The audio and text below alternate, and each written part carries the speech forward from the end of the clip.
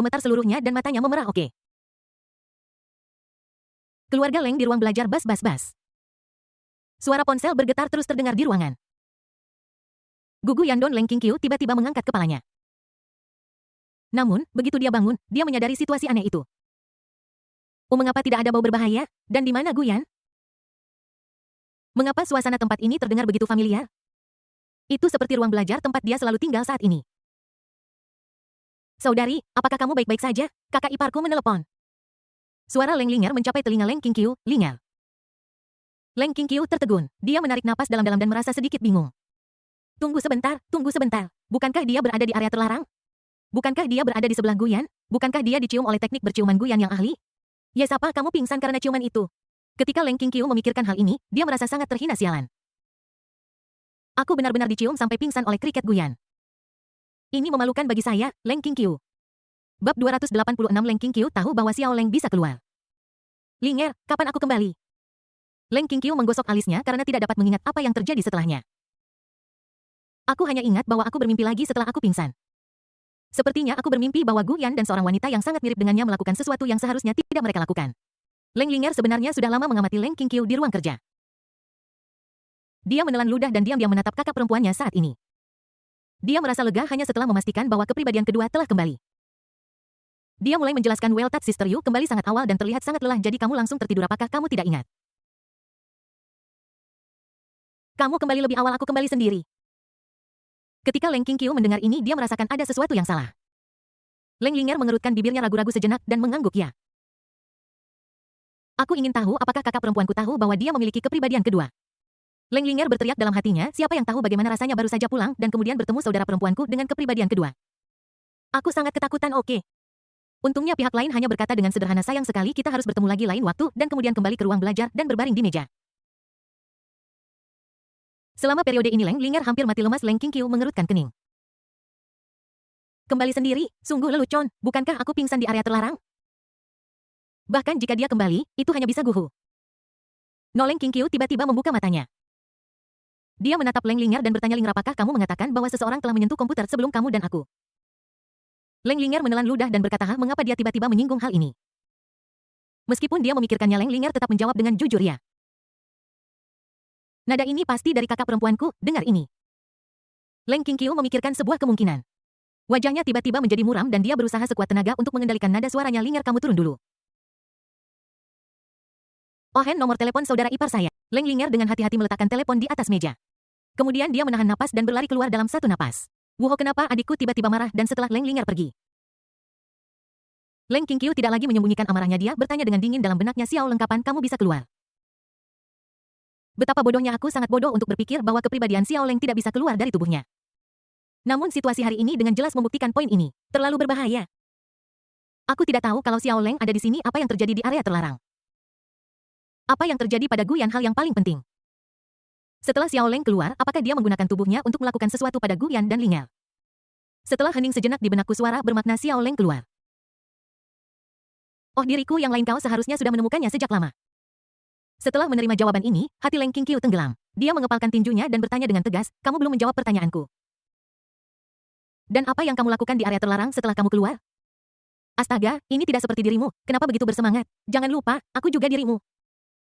Mengenai apa yang saya lakukan, nada bicara Xiao Leng menjadi lebih halus ketika dia mengatakan ini. Aku hanya bisa memberitahumu bahwa rasa tungku itu benar-benar enak. Tidak heran kau jatuh cinta padanya. Begitu kata-kata ini keluar, sudut mata Leng Qingqiu berkedut dan detak jantungnya menjadi semakin tidak teratur. Dia menarik napas dalam-dalam. Apa yang kamu lakukan? Xiao Leng, jika kamu menyakiti Guyan dan Linger, aku tidak akan pernah membiarkanmu pergi. Kerusakan mengapa nilai tungku sangat tinggi, saya harus memanfaatkannya dengan baik. Adapun Linger, dia juga saudara perempuanku, jadi aku tentu tidak akan menyakitinya. Dengar ini. Suasana hati Leng Qingqiu berangsur-angsur stabil, tetapi dia masih belum sepenuhnya tenang. Karena dia belum menemukan satu hal penting. Yaitu kapan dan bagaimana kamu keluar. Jejak sebelumnya dari penggunaan komputer menunjukkan bahwa Anda mengendalikan tubuh saya untuk mengoperasikannya dengan benar. Xiao Leng tersenyum lembut ketika mendengar ini. Tawa semacam ini terdengar sangat berat bagi Leng Qingqiu. Bagaimanapun, Xiao Leng tidak memiliki banyak perubahan emosional seperti yang dia alami sekarang. Apa sebenarnya yang terjadi? Ya, Anda menebaknya dengan benar. Mengenai metode apa? Satu lagi, menurutmu aku akan memberitahumu.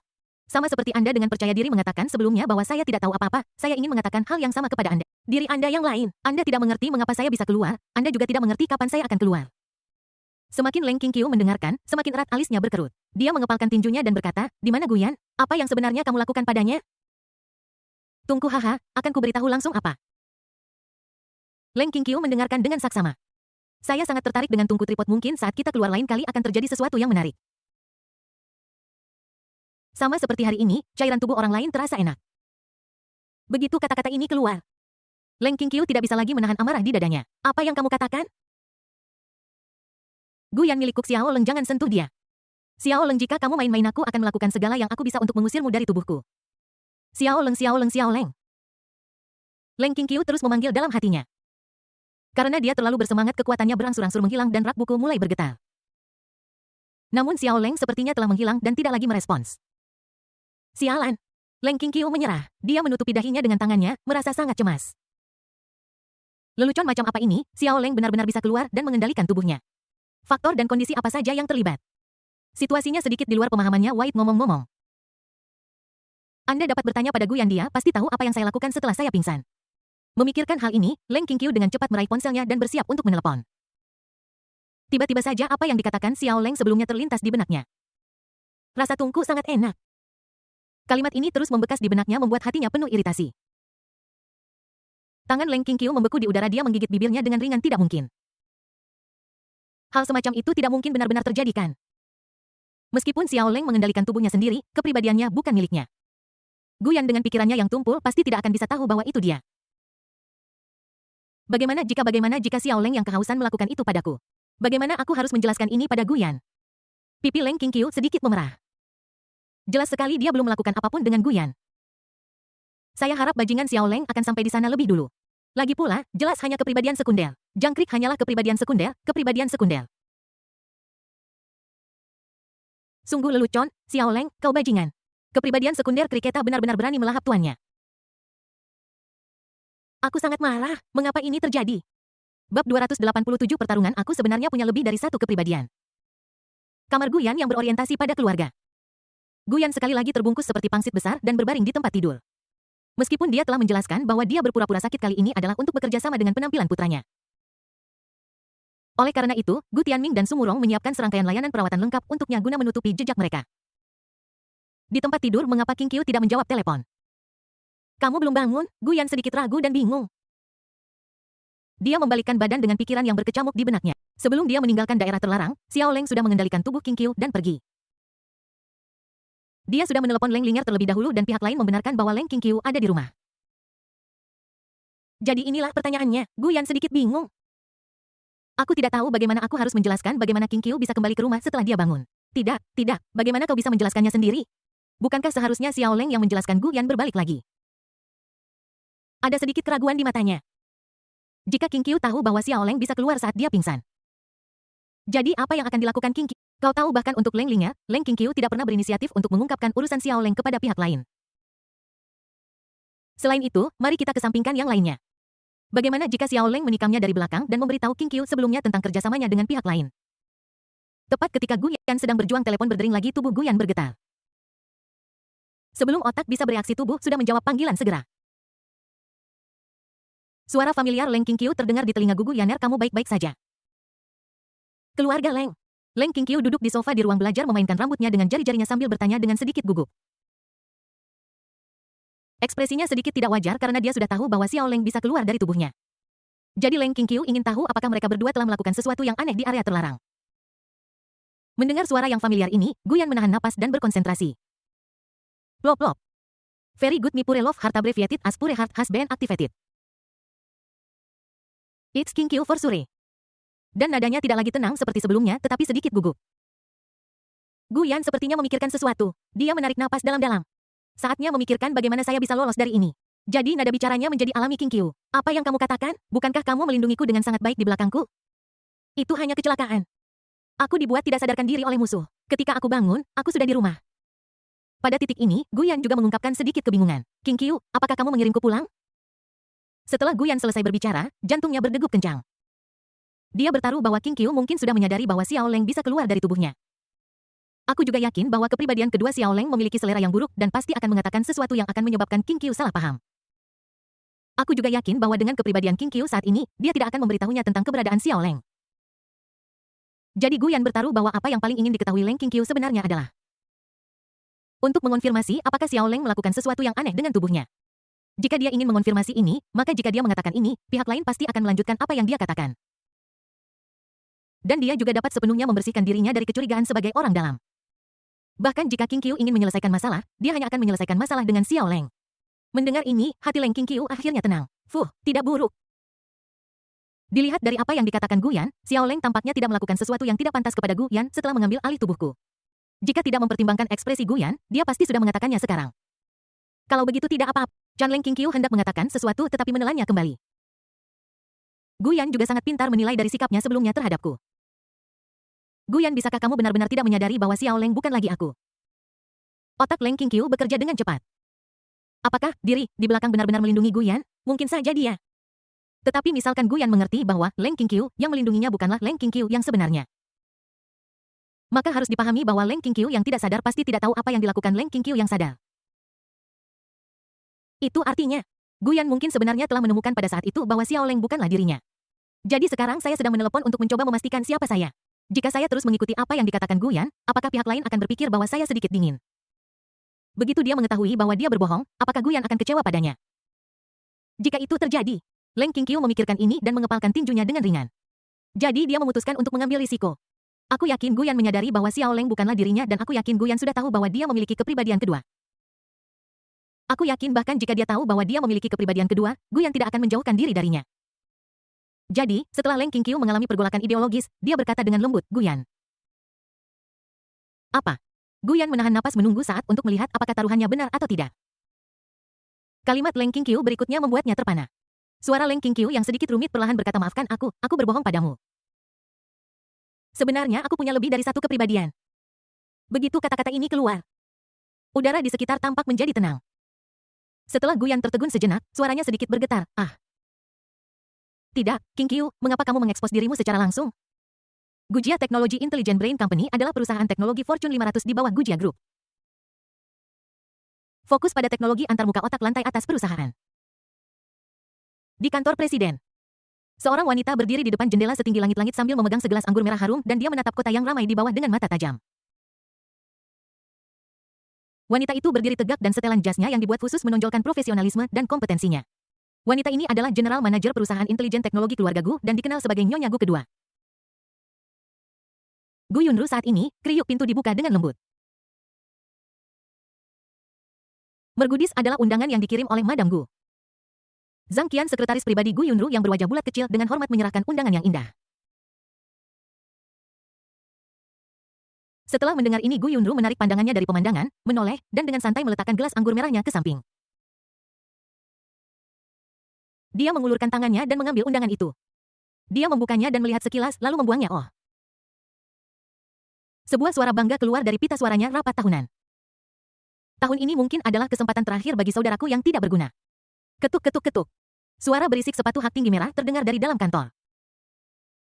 Gu Yunru berjalan ke meja mengulurkan tangan dan mengambil bingkai foto. Di atasnya ada Gu Yan yang kepalanya ditekan olehnya dengan ekspresi tidak senang. Dia melihat bingkai foto itu dengan gembira dengan sedikit senyum di bibirnya. Aku benar-benar menantikan untuk bertemu denganmu lagi saudaraku yang baik. Aku ingin tahu apakah kamu masih bertingkah sebagai anjing penjilat untuk wanita tertua dari keluarga Sen. Jika itu masalahnya, saya benar-benar ingin melihatmu lagi betapa menyedihkannya dirimu ketika merasa kesal saat rapat tahunan. Mendengar ini, Sekretaris Zhang Qian melaporkan dengan tenang. Bos Gu, konon Tuan Muda Gu jatuh cinta lagi dan pasangannya adalah putri sulung dari keluarga Leng. Kota Jianghai gempar, kudengar bahkan sampai pada titik di mana mereka bertemu orang tua mereka untuk membahas pernikahan. Begitu kata-kata ini keluar bingkai foto snap rusak. Gu Yunru menoleh dengan kaku matanya penuh kejutan siapa yang sedang Anda bicarakan. Uhit itu Leng King Qiu putri sulung keluarga Leng mendesis. Mata Gu Yunru berkedut ketuk-ketuk-ketuk. Setelah mengambil bingkai foto, dia bergegas keluar pintu dengan tergesa-gesa siapkan pesawat untukku, aku ingin pergi ke Jianghai. Zhang Qian bingung apa yang terjadi, Presiden? Bab 288 keluarga berorientasi meso memalukan lainnya. Otak Gu Yan tidak punya waktu untuk bereaksi. Suara rumit Leng Qingqiu datang lagi. Guyan, sebenarnya aku tidak tahu kapan kepribadian keduaku akan keluar. Saat itu di area terlarang, mungkin diri saya yang Anda lihat mulai sekarang adalah kepribadian kedua saya. Kepribadian kedua saya dan saya tidak dapat berbagi ingatan yang sama, jadi saya tidak tahu apa yang dilakukan orang lain. Leng Qingqiu mengepalkan tangannya yang memegang telepon sedikit. Ekspresinya rumit. Faktanya, dia bahkan tidak memberitahu saudara perempuannya, Leng Lingya, tentang siap. Itu karena dia mengerti bahwa kepribadian kedua itu berbahaya. Jadi dia juga berusaha sebaik mungkin untuk mengendalikan kepribadian keduanya untuk memastikan bahwa orang lain tidak akan keluar. Tapi apa yang saya khawatirkan tetap terjadi. Kepribadian kedua muncul di area terlarang. Ande masih di sisi Guyan. Dia sangat takut karena Xiao Leng adalah orang negatif kotor yang gelap yang akan menggunakan segala cara. Xiao Leng, jadi dia takut Xiao Leng akan menyerang Guyan. Bagaimanapun juga, pihak lain selalu memanggil Guyan sebagai Tungku dan secara subjektif Xiao Leng tidak menganggap Guyan sebagai manusia. Leng Qingqiu menarik napas dalam-dalam, suaranya sedikit bergetar, Guyan, maafkan aku memberitahumu ini sekarang. Karena aku takut kamu akan memiliki pendapat yang berbeda tentangku setelah kamu tahu bahwa aku memiliki kepribadian kedua. Aku juga takut kamu akan berada dalam bahaya karena aku juga tidak bisa mengendalikan kepribadian keduaku. Dia adalah kepribadian negatif yang lahir di tubuhku saat kecelakaan tahun itu. Guyan, maafkan aku karena merahasiakannya sampai sekarang. Kata-kata Leng Qingqiu penuh dengan ketulusan dan kebenaran. Dia memberitahu Guyan semua yang dia bisa. Masalah Raja Malam terlalu berbahaya dan Leng Qingqiu tidak akan pernah menceritakannya sampai kematiannya. Jadi bagaimana reaksi Guyan? Setelah Leng Qingqiu selesai berbicara, jantungnya berdebar kencang. Dia menahan napas dan merasa sangat gugup. Apa yang akan Guyan pikirkan tentang dia ketika dia tahu? Leng Qingqiu juga mendapati dirinya menjadi semakin seperti orang lemah yang ingin bergantung pada orang lain. Dari yang awalnya tenang, dia secara bertahap berubah menjadi orang yang tidak ingin Guyan meninggalkannya. Leng Qingqiu juga mengerti bahwa apa yang dia lakukan itu salah. Karena dia adalah Night King, bahkan jika dia jatuh cinta pada Guyan, dia harus menjaga hati sejatinya. Chance tetap tidak bisa menahannya. Selama bertahun-tahun, satu-satunya rasa aman dirinya berasal dari Guyan. Satu-satunya kehangatan berasal dari... Selama 5 tahun kelam ini, cahaya seterang matahari juga berasal dari Guyan. Dia benar-benar tidak ingin Guyan meninggalkannya. Oleh karena itu, Leng Qingqiu bersedia menceritakan semua tentang dirinya kepada Guyan. Kecuali Raja Malam waktu berlalu setiap detik. Guyan tertegun di tempatnya berdiri, musim gugur yang jelas. Apakah aku terjebak dalam novel aslinya sejak awal? Qingqiu dalam novel aslinya tidak akan berbicara dengan nada gugup seperti itu atau mengucapkan kata-kata tidak aman seperti itu. Benar, Guyan baru menyadarinya saat ini. Musim gugur yang cerah adalah musim gugur yang cerah, musim gugur yang dingin adalah... Keduanya berbeda. Leng Qingqiu dalam novel aslinya sudah tidak bersama kita lagi, tetapi Qingqiu yang bersamanya sekarang adalah Qingqiu yang benar-benar dia kenal. Guyan menutupi dadanya. Dia menutup matanya, ekspresinya menyakitkan. Hatiku dipenuhi siksaan dan rasa bersalah. Qingqiu sudah memberitahunya semua informasi tentang dirinya kecuali Raja Malam. Dia bahkan menceritakan kepadanya tentang situasi Xiao Leng. Ini menunjukkan bahwa pihak lain sudah menganggapnya sebagai orang yang paling dipercaya. Tapi Leng Qingqiu melakukan ini semakin membuat Guyan merasa sakit. Karena dia telah melakukan banyak hal yang tidak dapat dia ungkapkan kepada Leng Qingqiu. Ini benar-benar terlalu menyiksa baginya. Leng Qingqiu menganggapnya enteng, tapi Guyan apa yang harus dia lakukan adalah biarkan Leng Qingqiu berdiri di bawah matahari. Jadi maafkan aku, Qingqiu. Guyan membuka matanya dengan tatapan rumit di matanya. Dia menarik napas dalam-dalam, duduk perlahan dan berkata dengan lembut, Qingqiu, tunggu aku selama 2 menit. Begitu dia selesai berbicara, Guyan adalah orang pertama yang menutup telepon. Leng Qingqiu yang teleponnya ditutup merasa tercengang. Dia memegang telepon itu dengan perasaan sedikit tidak berdaya untuk sesaat. Kenapa Guyan menutup telepon 2 menit? Kenapa apa yang ingin Guyan lakukan? Bahu Leng Qingqiu sedikit gemetar, mungkinkah itu? Apa yang saya katakan membuat Guyan tidak dapat menerimanya untuk saat ini. Jadi, kamu ingin waktu tenang sendirian? Mengapa? Leng Qingqiu bergumam pada dirinya sendiri, apakah aku berpikir terlalu idealis? Dia berpikir bahwa Guyan sangat mencintainya sehingga dia bisa menerima segalanya tentangnya. Bahkan jika ada kepribadian berbahaya kedua, bisakah pihak lain menerimanya? Dia menggigit bibirnya dengan ringan, tangannya mengepal. Suara di telinganya berangsur-angsur menghilang dan otak Leng Qingqiu berangsur-angsur menjadi kacau. Pada akhirnya, apakah aku masih akan sendirian? Namun, detik berikutnya. Yang lain, Tungku ada di sini. Suara khas Xiao Leng tiba-tiba terdengar. Aku tidak tahu apakah itu ilusi Leng Qingqiu, tapi kali ini suara Xiao Leng. Sepertinya sedikit rumit detik berikutnya. Perasaan hangat tiba-tiba muncul di atas kepala Leng Qingqiu bodoh. Suara ini adalah Leng Qingqiu tertegun.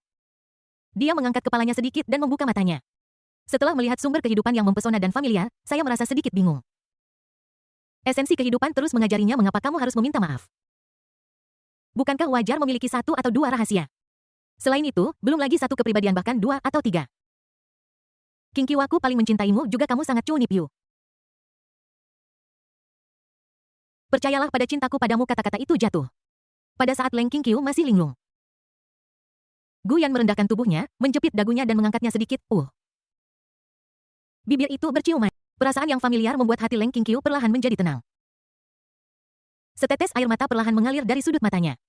Sial, ini sangat memalukan setiap saat. Diriku yang lain sangat memalukan. Diam, Xiao Leng. Bab 289, kakak iparmu akan menginap di rumah selama 1 malam. Aku tidak tahu sudah berapa lama rumah Leng di bawah. Jadi begitulah yang terjadi. Kakak iparmu berencana untuk tinggal di rumah selama 1 malam.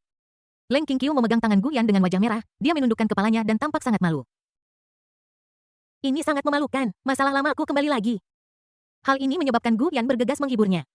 Kali ini dia ditertawakan oleh Xiao Leng dan dia bahkan tidak memikirkan karena siapa itu. Leng Linger tercengang. Dia mengenakan piyama dan menatap Leng King Qiu lalu ke Gu Yan. Kapan kakak iparku datang ke sini? Pintuku jelas-jelas terkunci. Hal yang paling penting adalah Leng Linger berteriak dengan air mata di matanya, kakak ipar, mengapa kamu tidak datang lebih awal? Aku harus makan sisa makanan kemarin untuk makan malam. Leng King Qiu tidak senang ketika mendengar ini. Linger, apa salahnya dengan sisa makanan? Itu selalu lebih sehat daripada makanan pesan antar. Kak, ini bukan masalah kesehatan atau bukan. Masalahnya adalah sisa makanan yang kamu buat menjadi seperti senjata biologis setelah sehari fermentasi. Leng Linger cemberut dan tidak mau bicara. Gu Yan secara alami mengerti apa yang dimaksud Leng Linger. Dia mengusap tangan kecil Leng King Qiu dan berkata dengan lembut, King Qiu, apakah kamu lapar? Bagaimana kalau aku membuat sesuatu untuk Bukankah kamu bilang kamu ingin makan kue sus krim puding mangga atau semacamnya? Begitu kata-kata ini keluar, Leng King Qiu tersipu.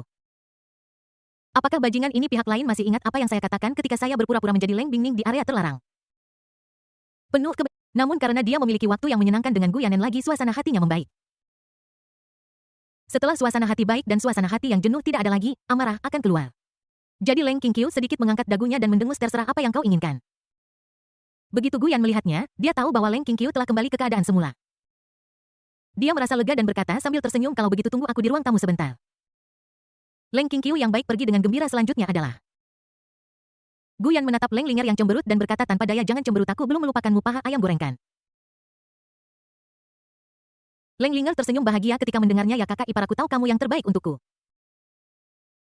Jangan khawatir, ikut saja denganku dulu. Saat dia berbicara, Gu Yan menarik Leng Linger ke dapur. Setelah menyalakan tudung asap, Gu Yanchai merendahkan suaranya dan bertanya kepada Leng Linger dengan serius. Katakan padaku dengan cepat, bagaimana kakakmu kembali? Leng Linger masih tenggelam dalam kegembiraan menikmati paha ayam goreng. Ketika dia mendengar ini, wajahnya langsung muram, kakak ipar. Aku beritahu yang sebenarnya, saudari yang kembali di awal bukanlah saudari sama sekali. Leng Linger membuat ekspresi yang sangat berlebihan, dia menutupi dadanya dan berkata, aku merasa seperti akan mati karena gugup saat itu. Tapi untungnya saudari yang lain segera pergi kemudian. Kakak ipar yang kau panggil, dan kemudian. Leng Linger menatap Gu Yan dengan bingung, kakak ipar, kamu di sini? Kapan kamu datang? Kenapa aku tidak mendengar? Aku dikirim ke sini oleh sistem cinta murni, bisakah aku memberitahumu ini? Jadi Gu Yan menyela topik, jangan mengajukan pertanyaan yang tidak dipahami anak-anak. Pergi cuci semua piring di wastafel. Kenapa kamu tidak melakukan pekerjaan rumah sama sekali? Leng Linger langsung marah, kamu sendiri yang ingin bertanya padaku. Kamu bajingan negara barat. Di dalam Wasteland Symphony Hall kelas dunia. Seorang gadis berusia sekitar 13 atau 14 tahun berdiri di tengah panggung dengan tangannya dengan lembut bertumpu pada senar biola dan gaun putihnya menyoroti kemurnian dan kepolosannya. Meskipun usianya masih muda, dia sudah mampu tampil di gedung-gedung simfoni top dunia. Semua yang duduk di antara penonton adalah orang-orang terkenal dan berpengaruh dari negara barat. Saat ujung jari gadis itu bergoyang lembut, suara merdu terdengar. Suara biola itu seperti mata air jernih yang melompat di pegunungan, sangat memurnikan jiwa. Orang ini tidak lain adalah Gu Yingning yang juga merupakan kandidat penerus keluarga Gu. Dia adalah saudara perempuan Gu Yan yang dikenal sebagai Leng King Qiu kedua. Dia tidak hanya mahir dalam musik, tetapi juga memiliki bakat luar biasa di berbagai bidang seperti melukis, pemrograman komputer, dan bahkan keuangan.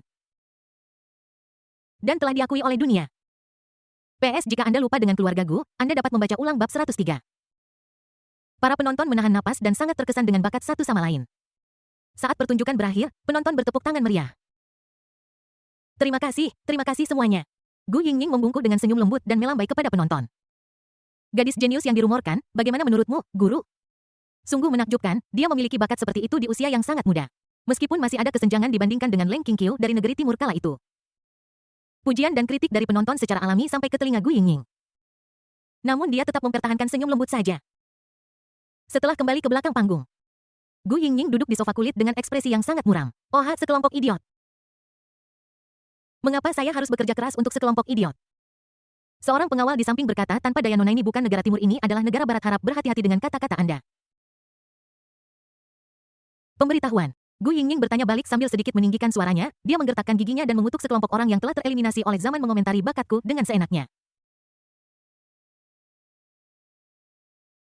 Terutama. Dia merendahkan suaranya dan mengutuk terutama, kau bilang aku tidak sebaik Leng Qingqiu. Kamu pasti bercanda. Jenius aku jauh lebih baik dari pria yang jatuh dari rahmat itu. Apakah mesin pembuat pupuk mirip babi itu tahu apa itu jenius? Gu Yingying menjadi semakin marah saat berbicara dan dia menggosok pelipisnya. Setelah menarik napas dalam-dalam, ekspresinya menjadi patuh kembali. Dia tersenyum dan menatap pengawal yang sudah terbiasa dengan hal itu. Xiao Lingdang, bagaimana menurutmu? Nona, nama saya Lindang, bukan Xiao Lingdang.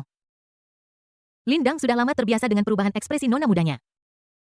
Jadi dia tidak menjawab, tetapi mengeluarkan undangan indah dan menyerahkannya kepada pihak lain, dan nona ini adalah undangan yang dikirim oleh Madam Gu. Undangan. Gu Yingying sepertinya memikirkan sesuatu, matanya berbinar dan dia mengambilnya. Setelah dia melihatnya beberapa kali, sedikit minat jahat muncul di matanya. Ah, ini pertemuan tahunan lagi. Itu. Sudut mulutnya terangkat dan dia dengan lembut meletakkan jari-jarinya di sisi mulutnya. Dia menatap Lindang dan berpura-pura imut dan berkata, lonceng kecil, menurutmu perilaku buruk seperti apa yang akan ditunjukkan oleh kakakku kali ini ketika aku mempermainkannya? Hehe, aku benar-benar menantikan ekspresinya yang cemas dan marah. Aku ingin tahu apakah dia masih bertingkah sebagai penjilat Shen Wanel. Jika demikian, kata-kata itu belum selesai diucapkan.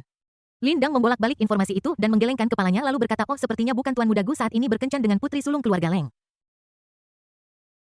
Menurut rumor bayi itu akan segera lahir. Begitu kata-kata ini keluar, ekspresi tersenyum Gu Yingying membeku di wajahnya.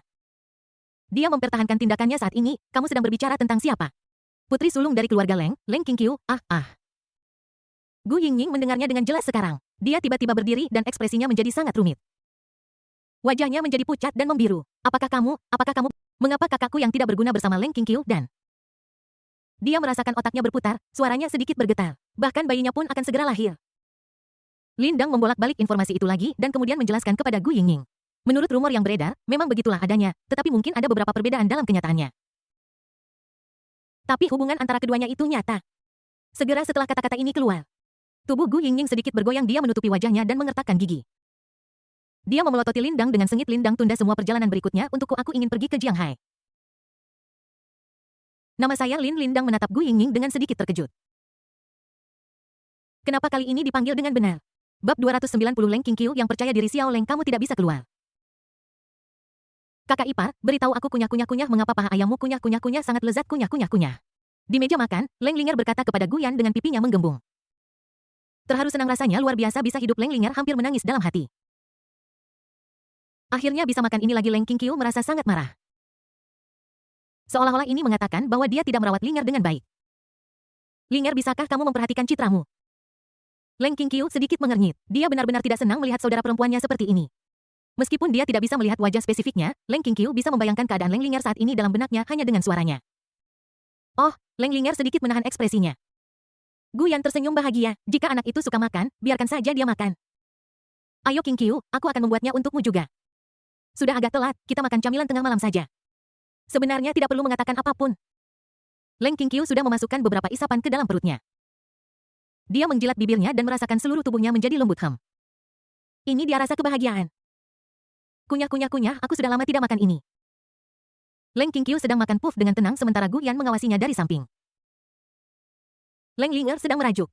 Kamu adalah saudara perempuan yang sama. Kamu sangat malu dengan masakan kakak iparmu. Woman. Saat Gu Yan memperhatikan, dia tidak bisa menahan diri untuk mengulurkan tangan dan mencubit pipi Leng Qingqiu, lalu meremasnya dengan lembut. Kau tahu, rasanya sangat menyenangkan. Leng Qingqiu menyadari ada sesuatu yang salah. Sambil memakan permennya, dia menoleh dan menatap Gu Yan dengan bingung. Apa? Sepertinya Leng Qingqiu sudah terbiasa menunjukkan dirinya di depan Gu Yan, jadi dia membuka matanya. Namun, tidak seperti saat Xiao Leng muncul, mata Leng Qingqiu berwarna abu-abu. Setelah mendengar ini, Gu Yan menarik tangannya dan tersenyum lembut. Tidak apa-apa, aku hanya berpikir Qingqiu kamu sangat imut. Terutama saat makan, katakan sesuatu yang bodoh. Ketika Leng Qingqiu mendengar ini, wajahnya langsung memerah. Dia menggunakan kepulan untuk menutupi mulutnya untuk menyembunyikan sudut mulutnya yang terus naik. Kemudian dia mengambil satu lagi dan menyerahkannya kepada Guyan. Ini, aku akan memberimu satu. Haha, dan saya akan menerimanya dengan rasa syukur yang besar. HM10, Anda harus menerimanya dengan rasa syukur. Leng Ling'er sedang makan dan melihat suasana di meja, dia langsung mengerti sesuatu. Dia batuk ringan dan berdiri sambil berkata kepada Guyan dan Leng Qingqiu, kakak ipar, aku sudah selesai makan, aku mau tidur duluan. Aku harus pergi ke sekolah besok. Setelah mengatakan itu, dia mengacungkan jempol pada Guyan sebagai tanda pengertian dan bergegas naik ke atas. Guyan juga membalas dengan acungan jempol. Kamu adalah kakak ipar yang sangat memahami hati adik iparmu. Dan setelah Leng Ling'er pergi, suasana antara Guyan dan Leng Qingqiu menjadi semakin ambigu. Qingqiu Ling'er sudah pergi dan kemudian Leng Qingqiu berpura-pura tidak mengerti dan makan puffnya sedikit lebih lambat. Guyan bergerak dan berdesakan di sebelah Leng Qingqiu. Aroma unik dari yang pertama menyerbu hidung Leng Qingqiu. Jantungnya bergetar dan dia baru saja akan menjauh. Guyan merangkul pinggangnya dan menariknya ke belakang. Suaranya yang dalam dan magnetis terdengar perlahan kemudian. Bisakah kita sebagai pasangan melakukan konten malam? Ketika Leng Qingqiu mendengarnya klik. Kepulan di tangannya jatuh di meja dan telinganya sedikit memerah. Apa isi malam ini, apa itu? Bagaimana menurutmu Qingqiu? Kamu terlihat sangat cantik bahkan dengan piyama. Aroma tubuhmu setelah mandi membuatku bergairah jika-jika. Semakin banyak Guyan berbicara semakin rendah suaranya. Leng Qingqiu juga mendengarkan dengan malu-malu. Bagaimana jika, detik berikutnya. Ah, aku tidak tahan lagi Qingqiu, ses. Yang lain mengisap kucing, biar aku mengisapmu Qingqiu, syasya. Jika kamu tidak marah jika aku melakukan ini maka aku akan mati tanpa penyesalan. Guyan tidak tahan lagi. Dia memeluk Leng Qingqiu dan membenamkan kepalanya di leher wanita itu lalu mencium dan menghisapnya. Roh Leng Qingqiu tiba-tiba dipenuhi dengan rasa malu dan marah. Dia menemukan bahwa dia masih terlalu konservatif di depan Guyan. Anda tidak akan pernah bisa membayangkan apa yang akan dilakukan orang mesum ini. Qingqiu saya salah sudah lama sejak kita berhubungan seks. Di depan pintu Leng Qingqiu, Guyan bersandar di pintu menjulurkan kepalanya dan meminta maaf kepada Leng Qingqiu. Mendengus. Leng Qingqiu mendengus dingin dan mendorong kepala Guyan keluar dari pintu mesum. Bang, pintu tertutup. Leng Qingqiu bersandar di pintu sambil menutupi dadanya. Wei Wei menarik napas dalam-dalam. Sungguh tak terbayangkan bahwa suasana baik itu benar-benar dirusak oleh perilaku abnormal Guyan. Jelas sekali aku juga menantikan apa yang ingin dilakukan Guyan selanjutnya. Leng Qingqiu mengerutkan bibirnya dengan lembut, tapi hanya dia sendiri yang tahu. Kenapa dia lari? Karena dia pemalu. Itu sebabnya dia tidak bisa menahan perilaku abnormal Guyan. Jika itu hanya ciuman, dia bisa menerimanya. Lebih dalam lagi. Dia sepertinya sedang memikirkan artikel cinta yang dia dengar di internet. Ketika aku memikirkan apa yang dilakukan pasangan-pasangan di film, Leng Qingqiu menutupi wajahnya dan perlahan berjongkok di tanah bersandar di pintu. Tidak, saya benar-benar tidak bisa menerima ini. Kesempatan lain bagi saya untuk meningkatkan kekuatan saya telah Anda lewatkan. Aku sudah bisa merasakannya. Persepsimu akan memasuki tahap selanjutnya sebentar lagi. Pada saat ini, suara Xiao Leng samar-samar sampai ke pikiran Leng Qingqiu. Aku benar-benar lupa tentang Xiao Leng. Dia tiba-tiba menjadi waspada. Xiao Leng, apa maksudmu mengatakan ini tiba-tiba? Aku tidak bermaksud apapun. Sungguh, ku bilang padamu, meskipun kamu bisa keluar dari tubuhku, aku sudah waspada. Aku telah menggunakan kekuatan Raja Malam untuk memperkuat lapisan pertahanan untuk kepribadianku. Jadi, sama sekali tidak mungkin bagimu untuk keluar dari tubuhku sekarang. Leng Qingqiu dengan yakin mengatakan bahwa Raja Malam ahli dalam bermain dengan jiwa. Oleh karena itu, sangat mudah untuk menggunakan kekuatan kegelapan untuk memenjarakan kepribadian kedua di dalam tubuh seseorang. Xiao Leng berhenti berbicara. Dia juga menyadari situasinya saat ini. Apakah karena apa yang terjadi sebelumnya yang membuatku yang lain begitu waspada? Tapi sayang sekali. Leng Qingqiu menyadari bahwa Xiao Leng sangat marah hingga tidak bisa berbicara. Dia tersenyum seperti pemenang. Xiao Leng menyalahkanku karena kamu terlalu berbahaya. Tinggal di tubuhku adalah tujuan terbaikmu. Berbicara, mungkin sudah waktunya. Leng Qingqiu juga merasa sedikit lelah dan dia menguap. Mulailah dengan tidur malam yang nyenyak. Lagi pula kulit adalah hal yang paling penting. Bab 291 Xiao Leng muncul lagi lonceng malam berdering. Cahaya bulan mengalir ke kamar tidur melalui jendela layar. Kriuk-kriuk lantai diinjak dengan serangkaian suara cahaya redup. Sepasang kaki telanjang yang tampak jernih di bawah cahaya bulan perlahan muncul di samping tempat tidur Guyan. Oh, pengunjung itu terkekeh. Diriku yang lain, sayangnya kamu melewatkan satu langkah. Sebagai seseorang yang secara bertahap tidak disetujui oleh Ye, Anda tidak memiliki banyak kekuatan untuk mengendalikan saya. Xiao Leng melirik Guyan yang sedang tidur nyenyak. Dia sedikit merendahkan tubuhnya dan bergerak di depan Guyan. Rambutnya tergerai bebas, dia mengangkat sehelai rambut dan meletakkannya di belakang telinganya, lalu menatap Guyan dari atas ke bawah dengan tatapan sedikit agresif. Ketika berada di area terlarang, Cairan tubuh yang dia rasakan dengan mengendalikan tubuhnya semanis nektar agar. Perasaan itu adalah sesuatu yang masih dia ingat. Saat ini melihat Guyan yang begitu dekat tetapi tidak sadar, napas Xiao Leng sedikit memburu. Aku benar-benar ingin merasakan rasa manis itu lagi sekarang. Sambil memikirkan ini, Xiao Leng terus merendahkan tubuhnya saja. Pada saat dia akan menyentuh Guyan, dia ragu-ragu. Ujung hidungku sudah dipenuhi dengan aroma Guyan yang memikat, tapi aku tidak tahu kenapa. Sebuah pikiran aneh melintas di benak Xiao Leng. Dia merasa bahwa jika dia mencicipinya dengan tenang seperti ini dia akan membuatnya tampak lebih rendah dari aku yang lain. Lagi pula aku yang lain dapat melakukan hal semacam ini dengan orang lain ketika Lu Ding bangun. Tapi bisakah dia hanya melakukan hal semacam ini ketika orang lain tertidur? Bukankah ini akan membuatmu tampak lebih rendah dari dirimu yang lain? Sungguh lelucon. Semakin Xiao Leng memikirkannya, semakin dia merasa ada sesuatu yang salah. Matanya berangsur-angsur tenang dan dia hanya menatap Guyan dengan tenang. 1 detik, 2 detik, 3 detik. Xiao Leng perlahan berdiri lalu duduk di tepi tempat tidur meletakkan tangan kanannya di dadanya. Wajahnya menjadi tanpa ekspresi tetapi alisnya sedikit berkerut. Ada yang salah, ada yang sedikit aneh. Apakah aku tipe orang yang akan mempertimbangkan begitu banyak? Mungkinkah hubungan antara diri saya yang lain dan Lu Ding semakin dalam, kepribadian sekunder saya juga akan terpengaruh sampai batas tertentu? Tetapi memikirkan hal ini Xiao Leng menggelengkan kepalanya. Tidak mungkin saya tidak akan terpengaruh jika Anda ingin tahu mengapa itu adalah. Dia mengulurkan bas tangannya. Sebuah belati hitam pekat dengan rune kompleks di atasnya dan memancarkan cahaya redup muncul di telapak tangannya. Benda ini adalah wujud asli Raja Malam Belati bernama Malam. Xiao Leng memegang belati dan melirik ke samping pada Guyan yang sedang tidur. Kemudian dia tiba-tiba menikam dada lawannya. Namun pada saat akan menusuk, belati itu melayang 0,1 cm dari dada. Xiao Leng sangat puas dengan kemampuan kontrolnya yang presisi. Salah satu bukti terpenting bahwa dia tidak akan terpengaruh adalah dia dapat mengendalikan belati dengan sempurna. Alasan utama lain mengapa saya belum bisa sepenuhnya menjadi penguasa belati itu. Itu adalah pihak lain yang masih memiliki emosi manusia. Hanya dengan meninggalkan emosi tidak berharga ini seseorang dapat menjadi Raja Malam sejati. Sayang sekali bahwa diri yang lain semakin jauh dari menjadi Raja Malam. Alasannya adalah orang ini berpikir tentang. Xiao Leng memandang ke arah Guyan, tetapi Xiao Leng kamu lari lagi. Guyan yang awalnya tertidur tiba-tiba terbangun karena aroma tubuh Leng Qingqiu. Dia pertama kali memastikan situasi saat ini. Aku tidak tahu apakah itu karena dia akrab dengan Xiao Leng Hun sehingga dia bisa mengenali siapa orang itu dalam sekejap. Hanya dia menatap orang lain yang memegang belati di dadanya. Dia sedikit terkejut. Kamu adalah... Jika Guyan melihatnya dengan benar, dia sepertinya melihat belati itu bergetar terus-menerus. Seolah-olah ia ingin menikamnya langsung di dada. Namun, Xiao Leng memegang erat belati itu untuk mencegahnya menikamnya. Kuas. Xiao Leng menarik kembali belati yang gelisah itu dan kemudian meletakkan tangan kosongnya di dada Guyan. Kemudian dia menatap Guyan tanpa ekspresi dan berkata perlahan tidak ada apa-apa. Guyan tertegun pada awalnya, lalu dia melompat dan bersandar di kepala tempat tidur. Dia menarik selimut lebih erat dan berteriak pada Xiao Leng dengan kaget tidak ada hantu. Belati itu adalah belati Raja Malam, kan? Xiao Leng, apa yang ingin kamu lakukan? Kamu ingin membunuhku sekarang? Apakah kamu punya kredibilitas untuk bekerja sama? Guyan terkejut. Siapa di keluarga yang akan mengerti bahwa Xiao Leng menyelinap ke kamar tidurnya di tengah malam menggunakan tubuh Qingqiu? Dia sebenarnya berniat untuk membunuh sekutunya sekarang. Xiao Leng tidak tahu bagaimana menjelaskan situasi saat ini. Mungkinkah dia ingin menguji apakah dia dipengaruhi oleh dirinya yang lain? Tetapi eksperimennya berhasil, saya tidak dipengaruhi oleh diri saya yang lain. Lagi pula, dia dapat dengan sempurna mengendalikan belati yang gelisah itu sehingga tidak akan menembus dada Guyan. Jadi dia berkata dengan tenang, jangan bereaksi terlalu keras, Anda masih hidup dan sehat. Nah sekarang setelah kamu bangun jangan tidur lagi. Melihat bahwa pihak lain tidak berniat untuk bertobat, mulut Guyan segera berkedut, apa maksudmu? Sejak aku bangun, aku tidak ingin tidur lagi, apakah kamu tahu jam berapa sekarang? Setelah mengatakan ini, dia berhenti dan menatap Xiao Leng tanpa bisa berkata-kata. Kamu ingin memanggilku untuk apa? Saya ingin menyatakan sebelumnya bahwa saya baru saja kembali dari area terlarang dan saya kelelahan. Bisakah kamu tega membiarkanku menjadi budak dengan begitu mulus?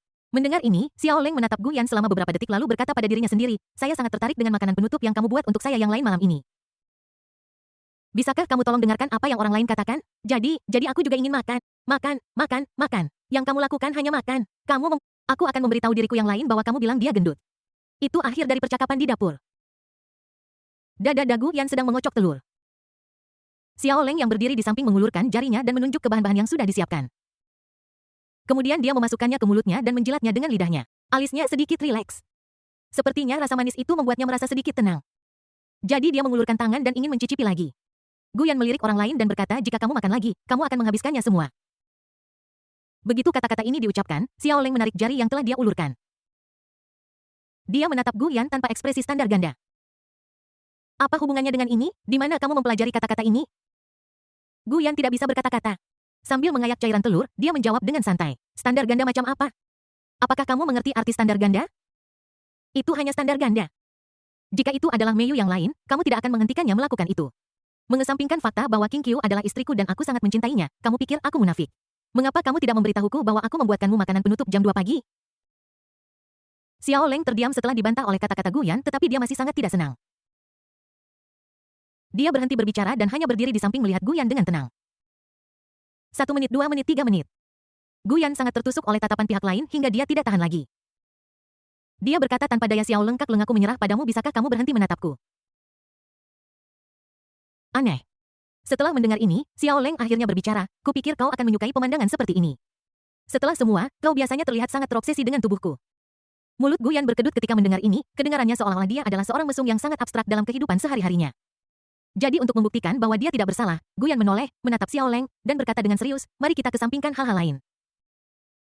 Dia berhenti, menarik napas dalam-dalam, mengepalkan tinjunya, dan berkata dengan lantang, bahkan jika aku terobsesi dengan tubuh King Qiu, bukan tubuhmu, Xiao Leng. Xiao Leng, di atas di kamar Leng Lingnya, kakak. Saudara ipar saya akan dibawa pergi oleh saudara perempuan yang lain. Masakan saudara perempuan yang baru sama buruknya.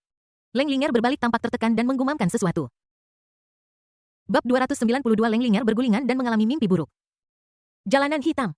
Ini adalah area tanpa hukum di negara timur yang penuh dengan kejahatan dengan kekerasan. Saat itu sudah pukul 2.30 pagi. Di jalan yang bobrok, lampu jalan yang redup memancarkan cahaya dan bayangan belang-belang dan sesekali beberapa sepeda motor yang melaju kencang mengganggu kesunyian malam. Dinding grafiti di sudut jalan seperti teriakan di malam yang gelap yang menceritakan perubahan dan kekacauan jalanan hitam.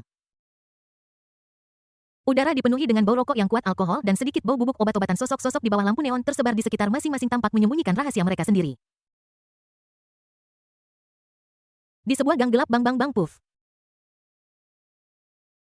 Seorang anak laki-laki berusia sekitar 12 atau 13 tahun menginjak kepala seorang pria dewasa yang telah pingsan. Di depannya, dia memegangi seorang pria gemuk yang lebih tinggi dan lebih besar darinya.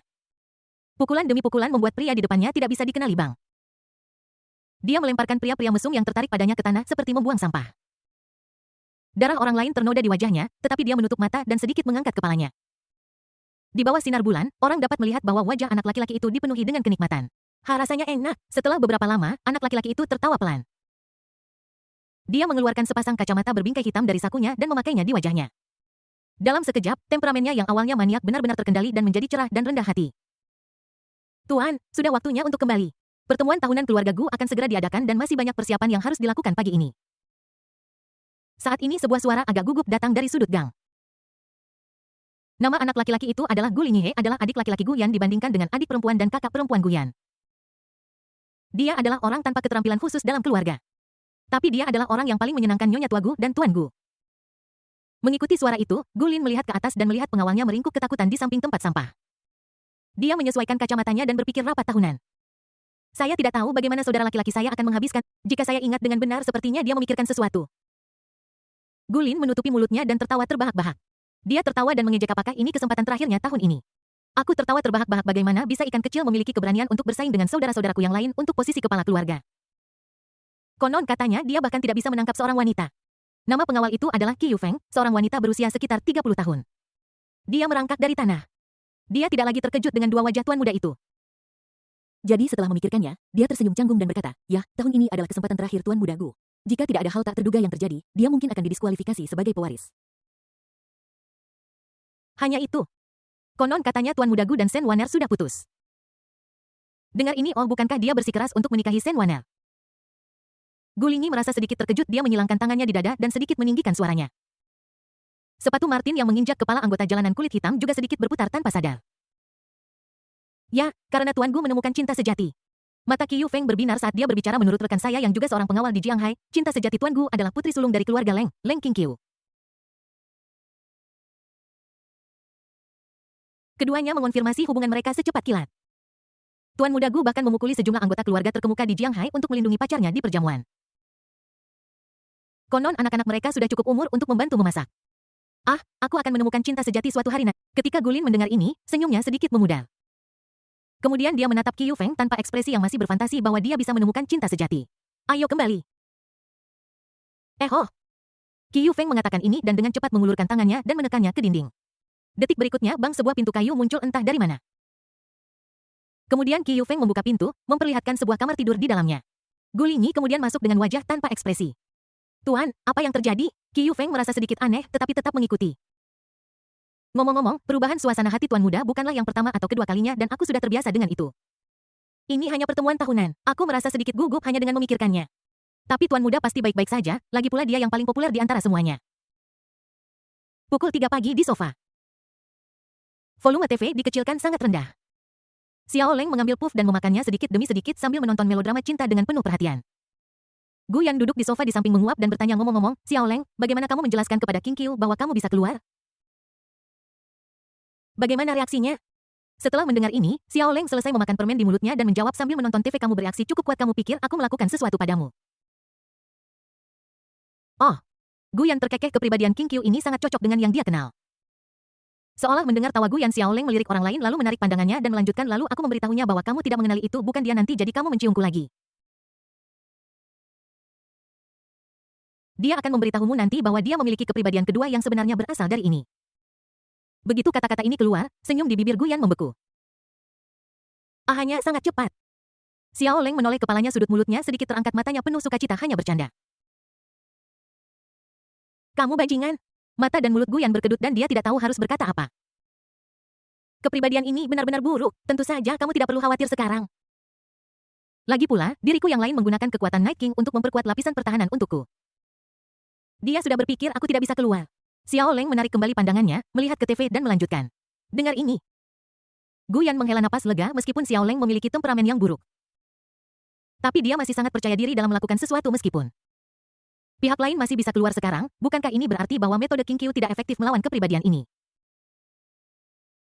Oke, masih harus kakakmu, Leng. Kamu lanjutkan membaca. Aku mau tidur siang dulu. Telepon aku kalau kamu... Gu Yan mengatakan ini dan perlahan menutup matanya. Anggota keluargaku sangat mengantuk. Aku sangat lemah. Perasaan yang kurasakan saat pertama kali bertemu Xiao Leng kembali padaku. Xiao Leng mengangguk dengan santai, pada saat ini dia sudah tertarik dengan alur serial TV tersebut. Waktu berlalu setiap detik, saya tidak tahu berapa banyak waktu telah berlalu. Xiao Leng menghabiskan puff di tangannya dan hendak mengambil yang lain. Tapi saya mendapati bahwa semua permen di atas meja telah habis dimakan olehnya tanpa saya sadari. Alisnya sedikit berkerut, tetapi segera rileks, dan dia berkata, Luding, aku baik-baik saja. Tungku perapian. Xiao Leng menoleh dan mendapati bahwa Gu Yan sudah tertidur lelap dengan kepala menghadap ke atas. Ekspresinya berangsur-angsur menjadi tenang, apakah kamu tertidur? Tapi itu benar. Xiao Leng bergumam pada dirinya sendiri, lagi pula dia diam-diam menyerap energi Gu Yan lagi. Memikirkan hal ini, dia mematikan TV dan berdiri. Perlahan berjalan ke sisi Gu Yan. Dengan bantuan cahaya bulan, dia bisa dengan jelas melihat wajah Gu Yan yang tampak sedikit lelah. Luding melakukan banyak upaya untuk menciptakan dirinya yang lain. Jika seseorang menanggung terlalu banyak, dia tidak akan mampu menanggungnya. Namun semua ini bukan urusannya karena ini adalah jalan Luding sendiri yang harus ditempuh. Ya, pada akhirnya, jangan menyesalinya. Xiao Leng mengulurkan tangannya dan perlahan membelai wajah Gu Yan. Saat dia menonton, karena suatu alasan, ingatan aneh dari sebelumnya muncul kembali di benaknya. Pertama kali aku membunuh Tungku Tripod. Kedua kalinya, Kuali berubah menjadi monster. Sebenarnya memori aneh apa ini? Xiao Leng bergumam pada dirinya sendiri, matanya berkedip. Apakah ada hubungan antara mereka? Apakah itu terkait dengannya? Atau dengan diriku yang lain? Dia menggelengkan kepalanya dan berhenti memikirkannya. Dia hanya menatap Gu Yan dengan tenang selama beberapa detik. Dia tiba-tiba memikirkan sesuatu. Sudut mulutnya sedikit melengkung dan suara bermakna Xiao Leng perlahan mengembara di ruang tamu. Diriku yang lain, kali ini, kamu harus berterima kasih padaku dengan baik. Di dalam rumah Leng Ling'er. Leng Ling'er berguling dan berbalik seolah-olah dia mengalami mimpi buruk. Kakak ipar dan saudara ipar lainnya melakukan sesuatu yang tidak kamu lakukan. Aku jelas tidak berpartisipasi. Bab 293, orang di sebelahku adalah Gu Yan. Apakah ini mimpi atau kenyataan? Pagi-pagi keesokan harinya. Sinar matahari pertama di pagi hari menyinari wajah Leng Qingqiu.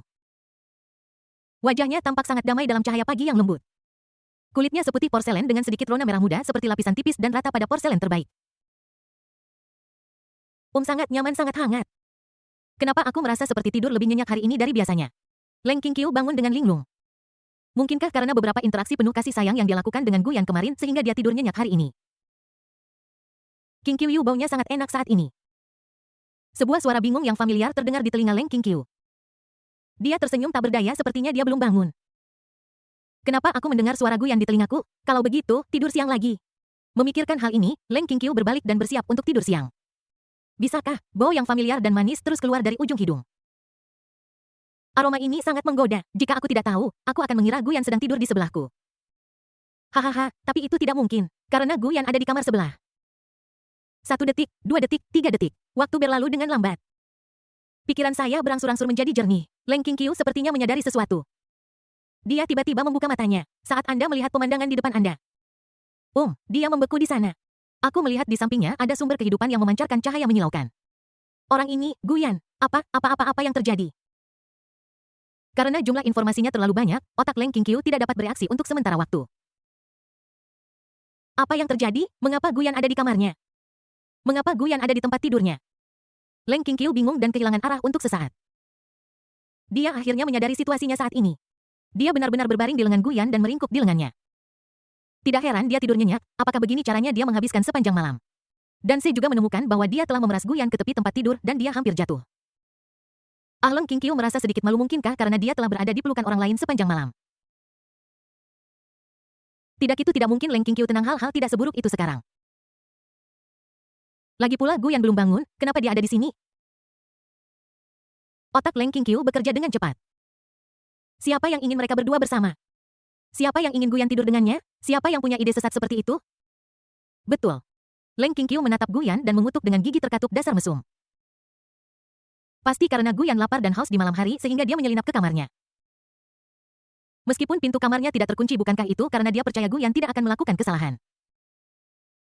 Tetapi kamu sangat mengecewakanku, Guyan. Leng Qingqiu dengan cepat memeriksa tubuhnya dan menemukan bahwa tubuhnya utuh. Dia menatap Guyan dengan curiga lagi, apakah kamu benar-benar hanya tidur? Tidak menyentuh apakah ini Guyan juga? Ku sudah bangun, mengapa kamu belum bangun? Jelas sekali tempat tidur saya yang ditempati. Leng Qingqiu ingin bangun tetapi mendapati dirinya dipeluk erat oleh Guyan. Tubuh orang lain itu seperti pemanas besar yang membuatnya merasa panas seluruhnya. Leng Qingqiu sedikit mengerutkan bibirnya, sungguh pria bajingan yang terus berbicara pada dirinya sendiri, menempati tempat tidurku dan tidak membiarkanku pergi. Leng Qingqiu menghitung waktu saat ini dan saat itu sekitar pukul 8 pagi. Sudah jam 8, kenapa bajingan ini belum bangun juga? Oh iya. Leng Qingqiu tiba-tiba memikirkan sesuatu dan perasaan kasihan tiba-tiba melonjak di hatinya. Guyan sangat lelah setelah perjalanan itu dan dia bahkan membuat makanan penutup untuknya setelah kembali. Wajar untuk merasa sangat lelah. Anda seharusnya tidak meminta terlalu banyak dari orang lain. Ngomong-ngomong, Leng Qingqiu mengusap perutnya, merasa sedikit bingung. Sepertinya aku tidak terlalu lapar hari ini dan... Dia tidak tahu apakah itu ilusinya, tapi dia selalu merasakan sesuatu yang manis di mulutnya. Aku sudah menyikat gigi. Hanya memikirkan ini membuat wajahnya memerah. Sial Leng Qingqiu, bukankah kau hanya mengatakan bahwa kau tidak bisa berhenti memikirkan manisan Guyan? Ini adalah kemalasan dan tidak diperbolehkan. Leng Qingqiu menarik napas dalam-dalam dan perlahan menenangkan diri. Dia mengepalkan tinjunya dan tatapan terkejutnya sangat tidak seperti dirimu, Leng Qingqiu. Jadi, bagaimana jika Guyan tidur di sebelahmu? Benar juga, ya. Leng Qingqiu tiba-tiba merasa sedikit bingung karena dia merasa seperti telah mencubit sesuatu ketika mengepalkan tinjunya. Dengan lembut dan keras Leng Qingqiu menoleh, wajahnya tiba-tiba memerah. Aku melihat bahwa aku telah meletakkannya di dada Guyan. Wow, sungguh perasaan yang luar biasa. Hati Leng Qingqiu berkedip. Baiklah, berikan sentuhan, seharusnya baik-baik saja sebentar lagi. Ini salahmu Guyan, siapa yang menyuruhmu tidur di sebelahku? Dan dia belum bangun juga dan tubuhnya masih memancarkan aroma yang memikat. Jelas sekali Anda adalah pria dewasa, bagaimanapun ini adalah kesalahan Anda. Leng Qingqiu memikirkannya sambil dengan rasa ingin tahu menyentuh tubuh Guyan. Setelah menyentuhnya dari atas ke bawah, Leng Qingqiu merasa sangat aneh. Jadi, ini struktur tubuh Guyan? Meskipun aku sudah menjelajahinya sejak lama, kali ini dalam situasi seperti ini jadi rasanya sedikit berbeda. Sepertinya lebih menggairahkan. Karena Leng Qingqiu menjadi raja malam, suhu tubuhnya lebih rendah dari orang normal sehingga tangannya secara alami dingin. Saat ini, meraba-raba tubuh panas Guyan membuat Leng Qingqiu merasa sedikit nyaman. Dan di sisi Guyan. Karena tindakan Leng Qingqiu terlalu kasar, alisnya sedikit berkerut. Dalam tidur, dia benar-benar bermimpi bahwa Leng Qingqiu menekannya dan mulai melakukan hal-hal aneh padanya. He Qingqiu sangat proaktif. Sudut mulut Guyan terus naik saat dia bergumam pada dirinya sendiri. Leng Qingqiu yang meraba-raba dalam kegelapan tiba-tiba terkejut dan menatap Guyan dengan gugup. Ketika saya menyadari bahwa orang lain berbicara dalam tidurnya, saya merasa lega. Kamu sedang bermimpi tentang apa? Inisiatif apa? Leng Qingqiu bergerak mendekat, ingin mendengar apa yang Guyan katakan saja. Sepertinya karena rambut Leng Qingqiu menyapu hidung Guyan. Yang terakhir sedikit mengernyit lalu perlahan membuka matanya. Ketika saya melihat Leng Qingqiu begitu dekat dengan saya, Guyan tersenyum lembut. Bagaimana bisa ini menjadi mimpi di dalam mimpi? Saat dia mengatakan itu, dia mengulurkan tangan dan memeluk Leng Qingqiu pressing, mendekapnya erat. Guyan. Leng Qingqiu tertegun ketika dia mendapati dirinya dipeluk erat oleh Guyan. Dia mencondongkan tubuh dekat rambut Leng Qingqiu dan menghisapnya dengan suara mendesis. Qingqiu Weaven, dalam mimpiku kamu begitu cantik. Kamu sangat harum, bisakah aku sudah bermimpi tentang baumu? Inilah kekuatan cinta suci Leng Qingqiu berada dalam keadaan kebingungan. Kenapa begitu dia ingin melepaskan diri tetapi Guyan memeluknya erat-erat bajingan ini. Bisakah kamu bangun? Leng Qingqiu sangat malu dan marah sehingga dia ingin mendorong orang lain menjauh. Hasilnya adalah detik berikutnya Qingqiu believe saya. Aku akan membuatmu bahagia, gumaman Guyan mencapai telinga Leng Qingqiu. Dia tiba-tiba berdiri di sana. Leng Qingqiu menatap sumber kehidupan Guyan dengan linglung dan butuh waktu lama baginya untuk pulih. Berikan aku kebahagiaan. Leng Qingqiu sedikit mengerutkan bibirnya dan mengulurkan tangan untuk memegang wajah Guyan. Kemudian dia menekannya sedikit, bibir bertemu. Udara di sekitar secara bertahap menjadi tenang. Hati Leng Qingqiu dipenuhi dengan perasaan yang tak dapat dijelaskan. Guyan, tahukah kamu aku sangat bahagia sekarang selama kamu tidak meninggalkanku. Itu akan menjadi kebahagiaanku yang terbesar. Leng Qingqiu perlahan melepaskan tangannya. Guyan membuka matanya dengan bingung dan menatap Leng Qingqiu di depannya. Qingqiu, apakah aku bermimpi? Leng Qingqiu menggerakkan jari-jarinya dan berkata sambil tersenyum, itu adalah mimpi. Bas, sebuah pusaran hitam muncul di bawah Guyan. Oh, pasti mimpi, kalau tidak, mengapa Qingqiu ada di sampingku? Dia menutup matanya dan perlahan-lahan jatuh ke dalamnya untuk sementara waktu. Kamar Leng Qingqiu menjadi sunyi kembali. Itu tetap seperti ini selama beberapa detik. Wu. Leng Qingqiu segera menutupi wajahnya dan meringkuk di dalam selimut. Malu sekali. Mei Yu lain melakukan pekerjaan dengan baik. Kamu hanya selangkah lagi untuk memasuki tahap berikutnya dari kekuatan malammu. Saat ini Xiao Leng melompat keluar dan berkata dengan penuh arti. Xiao Leng, diam juga, jangan mengintip aku dan Guyan. Leng Qingqiu sangat malu hingga tidak bisa berbicara. Oh. Penyelaman kecil yang dingin. Diriku yang lain ketika Anda memasuki tahap berikutnya dan mempelajari kondisi agar mata Anda dapat melihat kembali. Saya tidak tahu apa yang akan Anda lakukan. Bab 294 pagi yang hangat pukul 9. Guyan berjalan menuruni tangga dengan semangat tinggi. Dia menggosok bahunya dan tidur dengan sangat nyaman. Dan ada aroma yang familiar di tubuhnya seolah-olah Qingqiu dalam mimpi itu benar-benar ada di dunia nyata. Tapi itu tidak mungkin jika dipikir-pikir. Ngomong-ngomong, aku harus berterima kasih pada Xiao Leng. Pasti pihak lain yang membawanya kembali ke kamar kemarin. Saat ini, sebuah suara familiar datang dari ruang tamu. Apakah kamu sudah bangun? Linger sudah pergi ke sekolah. Sarapan sudah siap, silakan ambil sendiri. Guyan melihat ke arah suara itu dan melihat Leng Qingqiu duduk dengan tenang di sofa sementara berita pagi diputar di TV. Selamat pagi Qingqiu, kamu terlihat memukau pagi ini juga. Dia mengucapkan halo di pagi hari. Qingqiu adalah Qingqiu, dia terlihat seperti wanita kuat di pagi hari. Tapi tidak perlu sarapan, saya tidak suka sarapan. Saat dia mengatakan itu dia pergi ke kamar mandi untuk membersihkan diri. Leng Qingqiu melirik ke samping pada esensi kehidupan yang memasuki kamar mandi. Kemudian dia segera menutupi wajahnya dan wajahnya sedikit memerah. Ini sangat memalukan, tidak peduli bagaimana aku memikirkannya, itu sangat memalukan.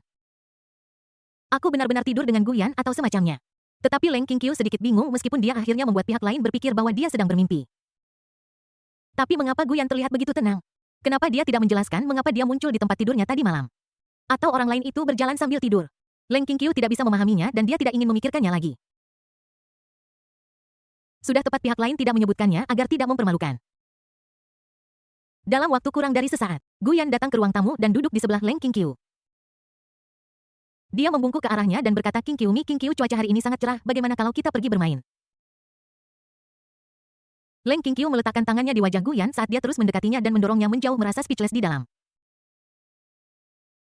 Sepertinya bajingan ini benar-benar lupa apa yang terjadi kemarin. Tidak. Leng Qingqiu mendengus ringan, mengapa hanya dia yang begitu berkonflik? Betapa kejinya. Tentu saja, bukan berarti dia tidak ingin pergi, tetapi dia benar-benar memiliki sesuatu untuk dilakukan. Karena perjalanannya ke area terlarang sudah selesai, dia harus muncul di tempat organisasi dan mendengarkan situasi di area terlarang sehingga dia dapat melanjutkan rencana berikutnya.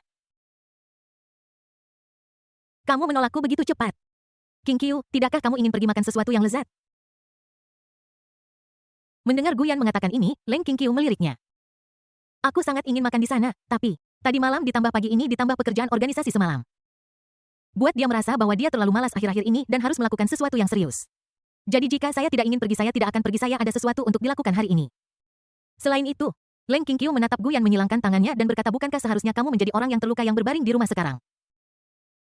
Kamu akan keluar untuk bermain dengan arogan, apakah kamu ingin berpura-pura menjadi babi dan memakan harimau? Meskipun Leng Qingqiu berkata sambil terkekeh, kamu terlahir lemah Guyan. Kamu juga tahu ini?" Guyan terkejut. Mengesampingkan fakta bahwa aku dilahirkan dengan kemampuan ini, memang benar aku dilahirkan dengan kemampuan ini, tetapi dilahirkan dengan kemampuan ini juga tidak lemah. Bagaimanapun, ini adalah bawaan lahir. Ya, ibumu menelepon saya pagi ini dan menjelaskan situasimu. Leng Qingqiu mengeluarkan ponselnya dan menggoyangkannya lalu berkata sambil tersenyum, "Lingard membantuku dengan ini." Setelah mendengar ini, Guyan merasa tidak berdaya. Dia memikirkannya dan itu benar. Perjalanan ke area terlarang ini bahkan lebih berbahaya. Seberapa keras pun aku mencoba, aku tidak akan bisa penuh energi keesokan. Selanjutnya, Qingqiu mungkin sibuk dengan urusan organisasi dan benar-benar tidak punya waktu untuk bergaul dengannya. Tidak ada jalan keluar. Guyan, yang telah mengetahui segalanya, harus menyerah. Dan dia benar-benar harus muncul di organisasinya sendiri. Lihat bagaimana situasinya di sana. Leng Qingqiu sepertinya merasakan kekecewaan Guyan dan hatinya tiba-tiba menjadi lembut. Dia ragu-ragu sejenak dan berkata, "Sepertinya aku tidak selalu sibuk." Leng Qingqiu berhenti sejenak dan suaranya menjadi sedikit lebih rendah, "Kamu bisa datang menemuiku akhir pekan ini, aku senggang." Begitu kata-kata ini keluar dari Qingqiu. "Aku tahu kamu paling mencintaiku, ayo putar bum." Guyan pergi dengan mobil, hati Leng Qingqiu tiba-tiba terasa kosong. "Lu Ding pergi," suara Xiao Leng terdengar, "aku tahu." Leng Qingqiu menarik pandangannya berbalik dan berjalan kembali ke dalam rumah. Dalam sekejap, sikapnya berubah menjadi sangat acuh tak acuh. Leng Qingqiu mengulurkan tangannya dan sebuah belati muncul di tangannya. Dia menatap belati yang secara bertahap menjadi tenang dan bergumam pada dirinya sendiri, belati itu menjadi semakin sulit dikendalikan akhir-akhir ini. Apakah ini berarti? Leng Qingqiu sepertinya memikirkan sesuatu dan merasa sangat rumit. "Jika itu benar yang kamu pikirkan, Guyan, apa yang harus kulakukan?" "Jelas balas dendam adalah jalan yang harus kutempuh." Dia menghela napas pelan, menarik kembali belati itu, dan berjalan menuju meja makan. Hasil ketika dia menemukan bahwa makanan di atas meja belum tersentuh. "Guyan," Leng Qingqiu mengutuk dengan gigi terkatup. Sulit, tinjunya keras, tidak heran dia lolos begitu cepat. Bajingan ini, dia hanya tidak suka makanan yang dia masak, kan? Sialan, jarang sekali aku memasak. Bab 295 Cahaya Harapan Renovasi. Di dalam mobil, Guyan mengetahui sebuah berita yang tidak baik maupun buruk baginya. Yaitu, kakak perempuannya, Gu Yunru, dan adik perempuannya, Gu Yingning, mungkin akan segera datang ke Jianghai. "His, apa kau bercanda? Masih ada sekitar 1 atau 2 minggu sebelum pertemuan tahunan keluarga Gu, kan? Apa yang mereka lakukan di sini sepagi ini? Mereka belum seaktif ini di tahun-tahun sebelumnya. Mungkinkah mereka menjadi waspada dengan pendekatan paksa saya sebelumnya dalam merekrut kepala bisnis keluarga Gu?" Lao Gao mengemudi dengan konsentrasi penuh, tujuannya adalah Cahaya Harapan yang sudah lama tidak dia kunjungi. Dia berkata, "Tuan, saya dengar bahwa Nona Gu Yingning bertengkar hebat dengan keluarganya demi bergegas kembali. Karena dia telah menolak semua rencana masa depannya. Sekarang Tuan Tianxing sedang memikirkan bagaimana menjelaskan ini kepada para pejabat tinggi negara barat." Setelah mendengar ini, Guyan sedikit mengangguk. Gu Tianxing adalah ayah Gu Yingning dan juga adik dari ayahnya, Gu Tianming. Menurut hubungan mereka, dia harus memanggil orang lain paman. Sayang sekali. Gu Yanhu yang telah membaca novel aslinya tahu betul bahwa Gu Tianxing sangat membenci saudaranya, Gu Tianming. Lagi pula pihak lain melewatkan posisi kepala keluarga tahun itu, jadi putra Gu Tianming juga tidak disukai oleh pihak lain. Dan melatih Gu Yingning untuk menjadi seorang jenius serba bisa juga untuk memberinya lebih banyak keuntungan dalam bersaing untuk posisi kepala keluarga Gu di masa depan. Ini akan memenuhi obsesinya. Tentu saja di permukaan hubungan antara kedua saudara itu masih sangat harmonis. Singkatnya, keluarga besar ini benar-benar berantakan. Kedua saudara perempuan yang datang ke sini sebenarnya hanya memiliki peluang tertentu untuk mengganggu rencananya. Tetapi ketika musuh datang, kita akan melawannya, ketika air datang, kita akan menghalanginya dengan tanah. Saya berharap kita dapat terus menjadi keluarga Gu yang harmonis. Setelah memilah-milah pikirannya, Guyan kembali ke masa kini dan inilah saatnya untuk memeriksa bagaimana organisasinya berjalan. Cahaya Harapan. Sudah lama sejak Long Zaitian membangun tempat ini. Pihak lain awalnya mengatakan bahwa semua konstruksi akan selesai sebelum akhir tahun. Meskipun masih ada beberapa waktu hingga akhir tahun. Tetapi ketika Guyan tiba di lokasi, dia menemukan bahwa Long Zaitian sangat efisien. Pertama adalah pintu masuk utama. Gerbang Cahaya Harapan yang awalnya reyot kini dijaga oleh gerbang paduan hitam yang menindas. Gerbang itu tingginya puluhan meter, berat dan khidmat. Fasad hitam itu diukir dengan dekorasi perak yang indah dan di tengahnya terdapat naga hitam yang tampak seperti aslinya. Pola naga itu berliku-liku dan berputar-putar, sisik naganya detail dan masing-masing berkilauan dengan cahaya perak, dan mata naganya seperti 2 permata. Meskipun terbuat dari besi, mereka tampak mengungkapkan kecemerlangan kehidupan. Di atas pola naga terdapat beberapa karakter besar yang diukir dengan cahaya harapan dalam font yang kuat dan bertenaga. Cahaya harapan dikelilingi oleh dinding yang terbuat dari alloy hitam. Setiap dinding dilengkapi dengan peralatan pemantauan tercanggih di dunia setiap beberapa meter untuk memastikan privasi dan keamanan taman. Masuk ke dalam. Daripada mengatakan bahwa Cahaya Harapan adalah basis pelatihan, akan lebih akurat untuk mengatakan bahwa itu lebih seperti akademi militer dengan disiplin yang ketat. Setiap bangunan di dalamnya tampak sangat rapi dengan dinding yang bersih dan polos tanpa dekorasi yang berlebihan dan hanya slogan-slogan disiplin sesekali. Sudut setiap jalan setapak dan tangga sengaja dipoles agar tajam. Area pelatihan dibagi secara teratur dengan tempat pelatihan yang berbeda dipisahkan oleh sabuk hijau dengan semak-semak yang dipangkas rapi. Bahkan area istirahat dan kafetaria memiliki aturan yang jelas.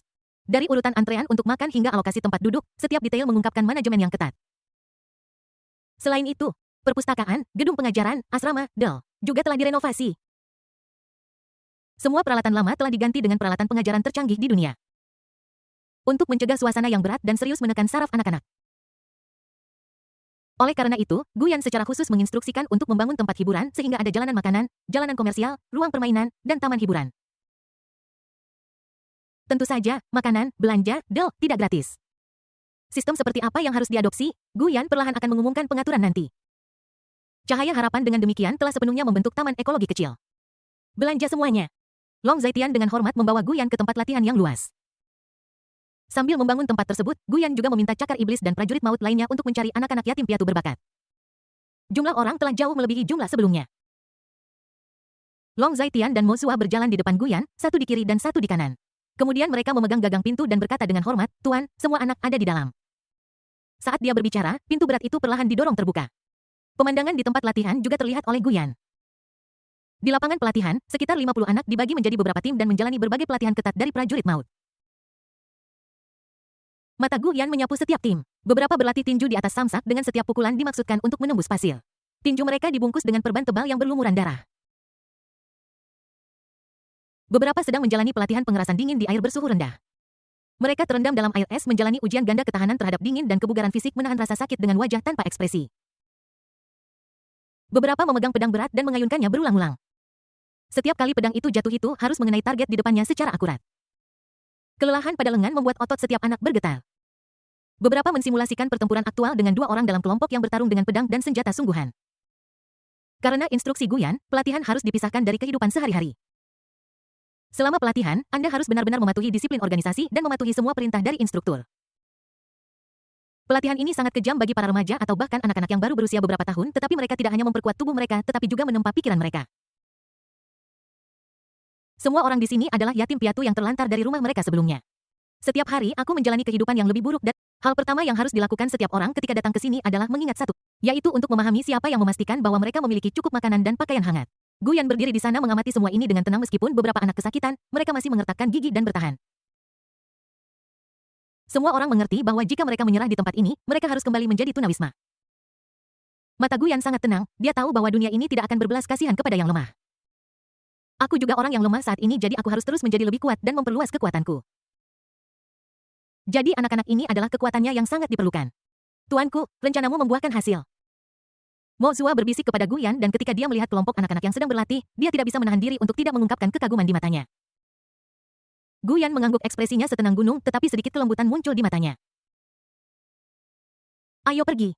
Dia sedikit mengangkat sudut mulutnya dan berjalan ke tempat latihan. Perhatian anak-anak segera tertarik dan mereka langsung terdiam. Beberapa dari mereka berhenti dari apa yang mereka lakukan sementara yang lain memandang Guyan orang asing itu dengan mata ketakutan. Dan beberapa menunjukkan ekspresi gembira. Cakar iblis berjalan maju, melirik semua orang dan berkata dengan suara berat, semuanya berbaris untuk menyambut orang dewasa. Kata-kata itu jatuh. Semua anak segera berdiri berbaris dengan tertib. Mereka berteriak keras kepada Guyan serempak halo, pas setelah mengatakan itu. Semua orang memandang Guyan dengan rasa ingin tahu dan semua orang mengerti. Ternyata pria di depan mereka adalah orang yang menghadiri kelas pertama mereka di sini. Orang dewasa misterius yang diberitahukan instruktur kepada mereka. Bab 296 Sistem Poin setelah rapat tahunan. Lapangan pelatihan yang luas dan besar secara bertahap menjadi sunyi. Semua orang menunggu instruksi Guyan. Guyan pertama-tama melihat sekeliling ke semua orang dan kemudian melihat Situ dan Xiao Bai yang berdiri di depan dengan sukacita di mata mereka. Akhirnya dia berkata dengan lembut, banyak dari Anda mungkin belum pernah melihat saya. Tapi saya tahu setiap orang dari Anda. Meskipun saya tidak terlalu sering datang ke sini, saya selalu mengawasi kalian semua. Menantikan anggota baru yang bergabung dengan keluarga Light of Hope kita. Setelah mengatakan ini, Guyan berhenti sejenak. Kemudian dia memusatkan pandangannya pada seorang anak laki-laki yang bersembunyi di belakang. Dia tersenyum dan berkata, contohnya anak kecil namamu Wang Yishan kan? Anak laki-laki yang dipanggil itu sedikit malu-malu tetapi ada sedikit kejutan di matanya, Tuan. Kau tahu namaku ya atau lebih tepat aku tahu semua nama kalian. Guyan tersenyum lembut. Aku bilang, aku memperhatikan kalian semua. Pada saat ini, seorang gadis kecil dengan rambut oranye tiba-tiba mengangkat tangannya. Wajahnya kurus, tetapi matanya bersinar saat dia menatap Guyan. Guru, apakah kamu tahu nama saya juga? Guyan menatap pihak lain dan tersenyum Lin Linlight. Ketika Lin Lin mendengar ini, cahaya di matanya menjadi lebih terang dan wajahnya sedikit memerah karena malu. Kemudian dia mengepalkan tinjunya dan mengangguk ya benar. Xiao Bai dan aku memiliki hubungan terbaik. Saya sangat ingin bertemu dengan orang dewasa. Xiao Bai adalah salah satu gadis pertama yang memasuki cahaya harapan. Dia adalah saudara kandung Situ dan juga salah satu penjahat yang terpesona oleh Leng Qingqiu dalam novel aslinya. Saat ini, saya mendengar teman baik saya memanggil saya. Wajah Xiao Bai memerah. Dia mendongak dan melihat Guyan menatapnya sambil tersenyum. Untuk sesaat, dia menjadi sedikit gugup, tetapi pikiran untuk berbicara dengan Guyan menghilangkan kegugupannya.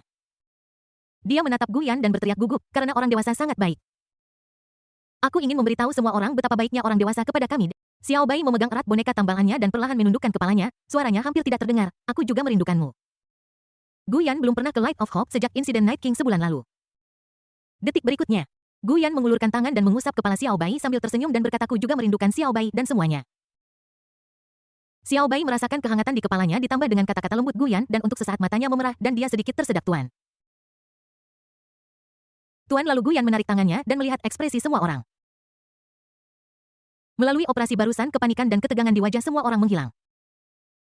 Ya, hanya harapan untuk Guyan. Dia berbicara perlahan, tidak terlalu cepat atau terlalu lambat, dan dengan nada lembut agar tidak membuat anak-anak gugup. Dunia luar itu kejam dan penuh bahaya. Bagi kami, meskipun pelatihannya keras, kerja keras dan dedikasi akan dihargai. Saat dia berbicara, dia tersenyum dan berkata, saya yakin semua orang juga telah melihat perubahan dalam cahaya harapan selama pelatihan. Taman hiburan berbagai makanan lezat pakaian indah perpustakaan. Di Light of Hope, semua hal ini tersedia dan semua orang dapat menikmatinya. Itu tidak memerlukan biaya apapun. Guyan terdiam sejenak membuat semua orang penasaran. Ketika anak-anak mendengar ini, semua orang menunjukkan kegembiraan dan keterkejutan di mata mereka. Tidak ada uang. Meskipun mereka sedang berlatih, mereka telah melihat taman bermain dibangun secara bertahap di kejauhan saat berlari di lintasan atau melihat melalui jendela. Di usia mereka, mereka mendambakan hal-hal indah. Jadi, saya sudah berfantasi tentang pergi ke taman hiburan suatu hari dan berganti pakaian baru. Guyan memperhatikan reaksi semua orang dan melanjutkan tentu saja meskipun tidak membutuhkan uang, itu membutuhkan poin. Poin adalah metode konsumsi yang dipromosikan di dalam Light of Hope. Mulai hari ini para instruktur tidak akan lagi memberi Anda makan dan akomodasi. Anda perlu membelanjakan poin untuk menyelesaikan masalah makanan, pakaian, perumahan, dan transportasi Anda. Tentu saja masing-masing dari Anda mulai dengan 100.000 poin. Ingat apa yang akan saya katakan selanjutnya. Guyan memandangi setiap anak yang bersemangat dan gugup. Dia menahan senyumnya dan berkata dengan serius poin adalah satu-satunya mata uang di Light of Hope. Anda dapat menggunakan poin untuk membeli semua sumber daya di Light of Hope. Berikan saya contoh. Semua orang akan melakukan pelatihan dasar setiap hari, tetapi jika Anda ingin menjadi lebih kuat, Anda dapat membayar poin untuk mendapatkan instruksi tatap muka dari instruktur. Lantai pertama dan kedua perpustakaan adalah lantai biasa dan Anda dapat melihat-lihat buku-buku di dalamnya sesuka hati. Dan di atas lantai 2 adalah manual rahasia seni bela diri setiap orang yang ingin membacanya harus membayar poin. Jika Anda ingin pulih dengan cepat dari cedera, Anda juga dapat membayar poin untuk meminta dokter di rumah sakit membantu Anda pulih. Di sini, jumlah poin yang Anda miliki menentukan kualitas hidup Anda dan seberapa cepat Anda menjadi lebih kuat. Pada saat ini mata anak-anak sudah menunjukkan kegugupan dan semangat untuk mencoba. Xiao Bai yang selama ini diam mengangkat tangannya dan bertanya Pak bagaimana cara mendapatkan poin. Ini sangat sederhana. Guyan memandang pihak lain, lalu memandang semua orang satu persatu. Selesaikan tugas yang diberikan oleh cahaya harapan dan Anda akan mendapatkan poin. Tingkat kesulitan misi bervariasi dan hadiahnya tentu saja sepadan. Selain itu, setiap orang yang hadir akan ditugaskan kembali ke dalam 4 kelas A, B, C, dan D. Kelas A menerima sumber daya paling banyak setiap hari dan kelas D menerima paling sedikit. Sumber daya ini berarti sumber daya pendidikan, sumber daya pelatihan, DEL. Suatu kelas adalah satu kesatuan jika satu orang makmur semua makmur jika satu orang menderita semua menderita. Light of Hope akan mengadakan kompetisi kelas atau kompetisi individu dari waktu ke waktu. Pihak yang menang atau seluruh tim bisa mendapatkan poin dan hadiah yang besar. Pada titik ini, Guyan tersenyum sedikit. Kedermawanan hadiahnya di luar imajinasi Anda. Adapun lebih banyak konten, Guyan melihat cakar iblis di sampingnya. Yang terakhir maju membawa 2 koper hitam yang dia letakkan di atas meja dan membukanya. Ada lusinan gelang hitam yang ditempatkan di dalam. Ini adalah gelang harapan yang diperlengkapi untukmu. Dikembangkan menggunakan teknologi tercanggih di dunia saat ini. Poin telah diisi ulang untuk semua orang. Anda juga dapat memeriksa peraturan baru dari Light of Hope. Tepatnya 53 orang 53 gelang. Little White Stone, kalian berdua bisa membagikannya kepada semua orang. Saat suara Gu Yan jatuh, Situ dan Xiao Bai menarik napas dalam-dalam kemudian berjalan maju dan mulai membagikan gelang kepada semua orang. Lao Gao melihat semuanya ada kekaguman di matanya. Master benar-benar hebat. Sistem ini menjadikan tempat ini sebagai basis pelatihan yang sangat baik untuk para pejuang. Aturan ketat moderat hiburan poin dalam bentuk mata uang poin diperoleh dengan menyelesaikan tugas dan tim bersaing. Jika cahaya harapan ini terus tumbuh, saya khawatir ini akan memicu arus bawah yang mengerikan di dunia. Tuan muda apa sebenarnya yang ingin Anda lakukan? Saat itu sudah larut malam ketika kami meninggalkan Light of Hope. Karena kedatangan Guyan, anak-anak mendapat setengah hari libur di sore hari. Dia menemani sekelompok anak-anak untuk membiasakan diri dengan penggunaan gelang itu. Saya membawa mereka ke food court taman hiburan dan memiliki pengalaman yang baik. Meskipun bermain dengan anak-anak itu melelahkan, itu juga merupakan tindakan yang diperlukan. Guyan duduk di kursi belakang mobil dengan buku catatan khusus di depannya.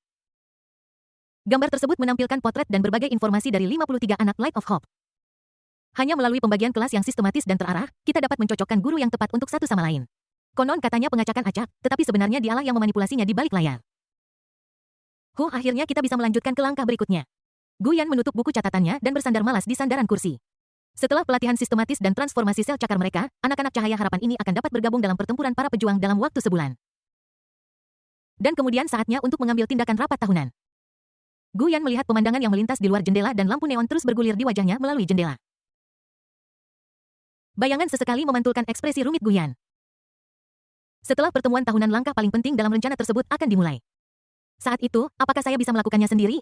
Bahkan dengan bantuan Xiao Leng, saya tetap harus melakukan langkah terakhir sendiri. 1 detik, 2 detik, 3 detik. Kemungkinan yang tak terhitung jumlahnya dari kelembutan hatiku sendiri terlintas di benakku. Lama sekali Guyan menarik napas dalam-dalam dan matanya berangsur-angsur menjadi tegas. Tidak peduli apa, tidak ada rintangan yang akan membuatnya menyerah pada rencananya. Setelah pertemuan tahunan, belati malam harus diperoleh. Bahkan jika itu berarti King Qiu akan kehilangan kekuatan malam. Guyan menutup mata, dan semuanya menjadi jelas. Dia menghela napas pelan dalam kegelapan. Maafkan aku, King Qiu. Ini adalah bagian dari rencana bab 297 sumber kekuatan Lin Yingyin. Keesokan harinya di halaman. Guyan tidak pergi kemanapun dan tinggal dengan tenang di keluarga Gu.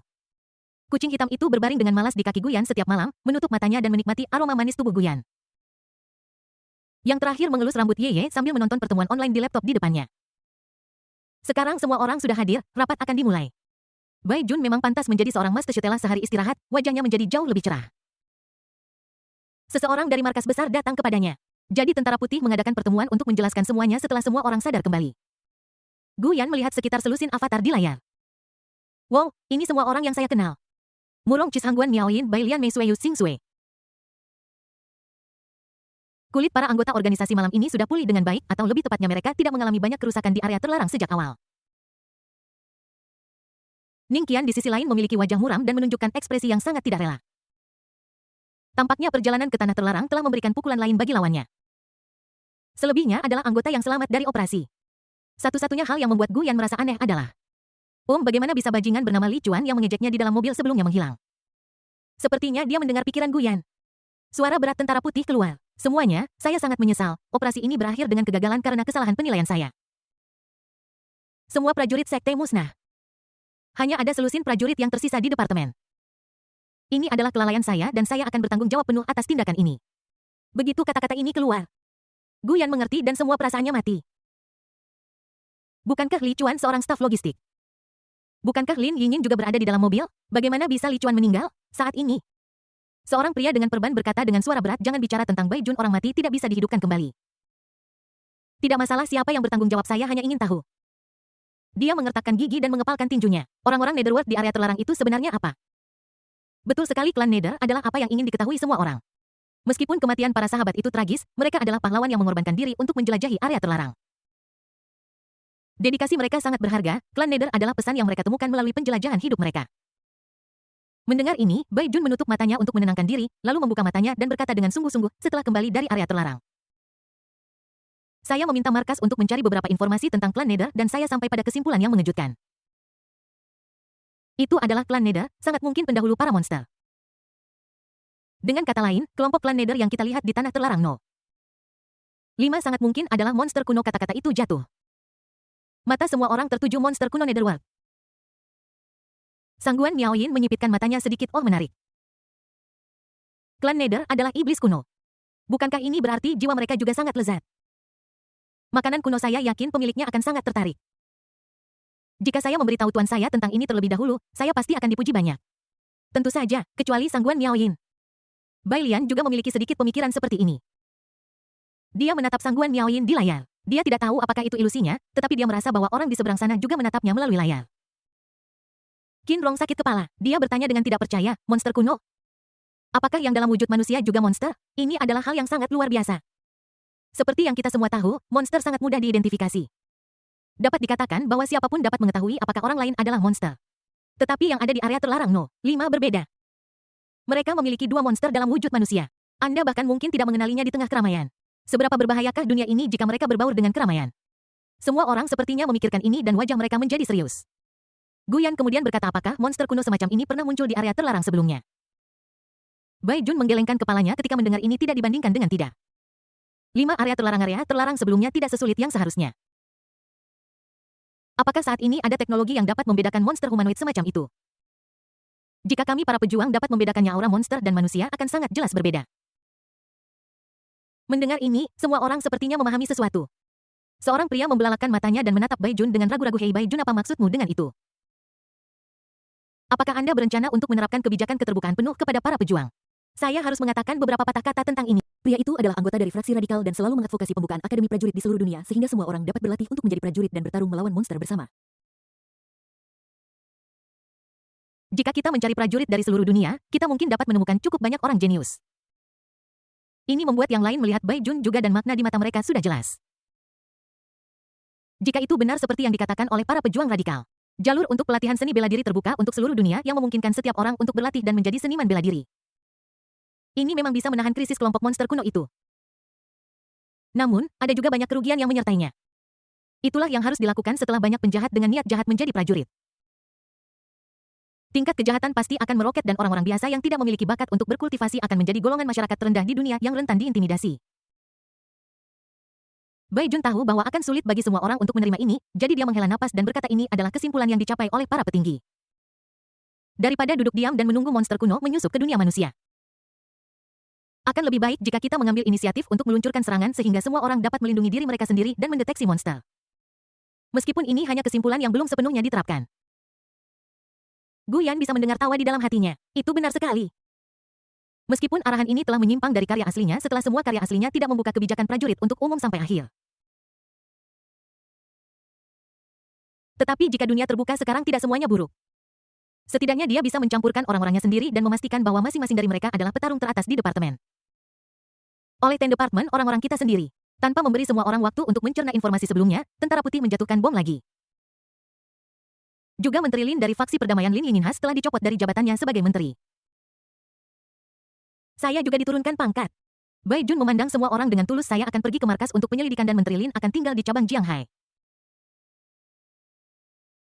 Dia menundukkan kepalanya dan berkata karena kalian semua adalah teman-temanku ada beberapa hal yang hanya bisa kuberitahukan kepada kalian. Tolong pikiran Lin Yingin sangat tidak dewasa. Tolong jaga dia saat aku pergi. Yang paling penting adalah jangan biarkan dia kehilangan kendali. Begitu kata-kata ini keluar semua orang terdiam sesaat. Qin Rong memandang Bai Jun seolah ragu untuk berbicara. Bai Jun pergi ke markas untuk diselidiki alih-alih Lin Yingin. Pihak lain pasti telah mengambil semua tanggung jawab. Apakah dia bisa kembali masih belum diketahui detik berikutnya. Itu membosankan Tentara Putih. Guyan menaikkan volume dan Bai Jun mendengar suara itu dan menatap layar. Guyan tersenyum dan berkata, terlalu sopan untuk mengatakan itu. Selain itu, aku berjanji padamu bahwa selama aku di sini, Lin Yingin tidak akan celaka di departemen. Ketika Bai Jun mendengar ini, dia terharu, tetapi dia belum mengatakan apapun. Ada ledakan isak tangis dari samping. Wo Xiao, Xiaogu, kamu sangat menyentuh hatiku. Kapan Anda masuk, Menteri? Wo, snap. Rapat terganggu, melihat layar yang menjadi gelap gulita. Juga ada sedikit makna yang tak dapat dijelaskan di mata Guyan. Dia menutup buku catatannya. Tubuh Lin Yingin mengandung sejumlah besar energi sejati yang semuanya berasal dari inti perak di tubuh pihak lain. Karena pihak lain adalah cyborg paling sempurna, puluhan ribu sirkuit Qi telah ditanam di seluruh tubuhnya untuk mengendalikan inti perak. Jika saya menyerap semua kekuatan inti. Jadi dia tidak bisa menahan diri untuk menyentuh cincin cakar di jarinya. Mendesis cakar perlahan muncul dari jari Guyan dan 3 cakar dengan lembut melingkari jari Guyan. Sudut mulutnya sedikit melengkung. Soil Claw berevolusi lagi. Bab 298 lanjutkan membujuk anak itu dan meningkatkan kepercayaan saat itu sore hari. Apa yang dikatakan Bai Jun di pagi hari diikuti oleh orang-orang dari markas besar di sore hari yang datang dan membawa Bai Jun pergi untuk penyelidikan. Bahkan jika pihak lain belum pulih. Setelah semua pertama kalinya Raja Malam menyerang ada banyak korban dan tentara putih bertanggung jawab.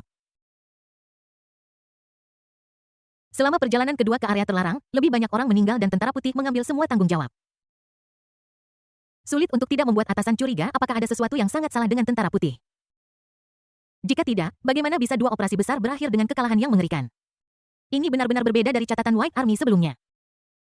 Sebelum pergi, Bai Jun meminta bantuan Gu Yan sendirian. Memintanya untuk membantu menjaga Lin Yingyin dan memberitahu saudara perempuannya, Bai Qionglan, untuk tidak mengkhawatirkan dirinya sendiri. Gu Yan secara alami menjawab dengan serius dan menyetujuinya di telepon. Begitu pasukan Bai pergi, Lin Yingyin dicopot dari jabatan menteri. Faksi perdamaian benar-benar tanpa pemimpin. Lin Yingyin dibatasi oleh markas besar ke cabang Jianghai sambil menunggu hasil investigasi pasukan Bai. Sebuah tim inspeksi ditugaskan untuk memantau pihak lain untuk mencegahnya berkeliaran. Cabang Jianghai. Lin Yingyin tidak lagi memiliki energi dan semangat yang dulu ia miliki dan dia berjongkok dengan rasa bersalah di depan pintu kantor Bai Jun. Di kejauhan, berdiri seorang pria berseragam hitam dan berkacamata hitam. Meskipun dia tidak melihat Lin Yingyin, dia menyadari setiap gerakan wanita itu. Detik berikutnya, pria berseragam hitam itu sepertinya menyadari sesuatu. Dia melirik Lin Yingyin tetapi dengan cepat memalingkan muka. Aku berpikir sendiri, tuan muda keluarga Gu, bukan ancaman.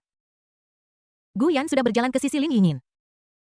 Dia mengulurkan tangannya dan menekannya di kepala Lin Yingyin. Pemimpin, apa yang kamu lakukan berjongkok di sini? Tentara Bai sudah pergi. Xiao Xiao Xiao Gu. Ketika Lin Yingyin mendengar suara itu, dia mengangkat kepalanya dan sedikit terkejut muncul di matanya pada awalnya, tetapi dengan cepat terhapus oleh rasa bersalah dan kesedihan yang tak berujung. Matanya merah dan air mata jatuh. Wow, ini semua salahku. Ini salahku karena aku gagal melindungi semua orang. Aku memiliki kekuatan yang begitu kuat, tetapi aku tidak bisa melindungi orang lain ketika saat-saat genting tiba. Wow. Saat Lin Yingyin berbicara, dia mulai menangis dengan keras. Bai pasti akan dibunuh oleh orang-orang jahat di markas. Di dalam mobil menuju markas, Bai Jun tiba-tiba mengangkat kepalanya. Apa yang terjadi? Dia tiba-tiba merasa tubuhnya menjadi dingin tanpa alasan yang jelas. Bai Jun, kau dalam masalah kali ini. Orang yang menjemput di dekatnya adalah teman Bai Jun. Dia menyerahkan sebatang rokok dan menyalakannya untuknya. Setelah menghisapnya, tentara putih menghela nafas tanpa daya. Jangan sebutkan itu. Awalnya adalah Night King dan kemudian monster kuno. Hal terpenting adalah terlalu banyak orang meninggal. Entah itu sekte atau departemen, terlalu banyak anggota berkekuatan tinggi yang meninggal karena insiden ini. Dia mengepalkan tinjunya, tampak sangat menyesal dan tidak rela. Mungkin aku tidak cocok untuk pekerjaan ini. Orang yang menjemput menepuk bahu Bai Jun dan berkata, jangan sedih. Bukan hal yang buruk untuk kembali ke markas. Lagi pula, melelahkan untuk mengurus monster sepanjang waktu. Bai Jun terdiam sejenak lalu menatap pihak lain dengan serius. Menteri bukanlah monster. Hei, nak, oke, aku terlalu malas untuk menjelaskannya padamu, aku memberitahumu. Penjemput datang dan berkata dengan misterius, untuk menghadapi monster dan Raja Malam, konon rencana senjata anti-iblis dari 100 tahun lalu akan dimulai kembali. Anda menebaknya dengan benar. Itu adalah rencana yang membuat menteri Anda menjadi seperti... Tidak banyak lagi yang bisa dikatakan. Orang yang menjemput menepuk bahu Bai Jun dan berdiri di samping. Ketika Bai Jun mendengar ini, hatinya terkejut dan dia mengepalkan tinjunya. Senjata anti-iblis Lin Yingyin. Bai Jun tiba-tiba merasa sedikit tertekan sehingga dia membuka jendela. Pikiranku melayang kembali ke saat pertama kali aku bergabung dengan faksi perdamaian. Bai kecil, jika kamu memanggilku menteri, aku pasti akan melindungimu sepanjang hidupku. Katakan padaku jika ada yang menindasmu, dan aku pasti akan membantumu memberi mereka pelajaran. Nak Bai, saya merekomendasikan kamu untuk menjadi direktur cabang Jianghai. Sekarang kamu juga direktur anak laki-laki kulit putih mereka, semua bilang aku monster. Mengapa Bai Jun menghela nafas pelan dan berkata maaf menteri?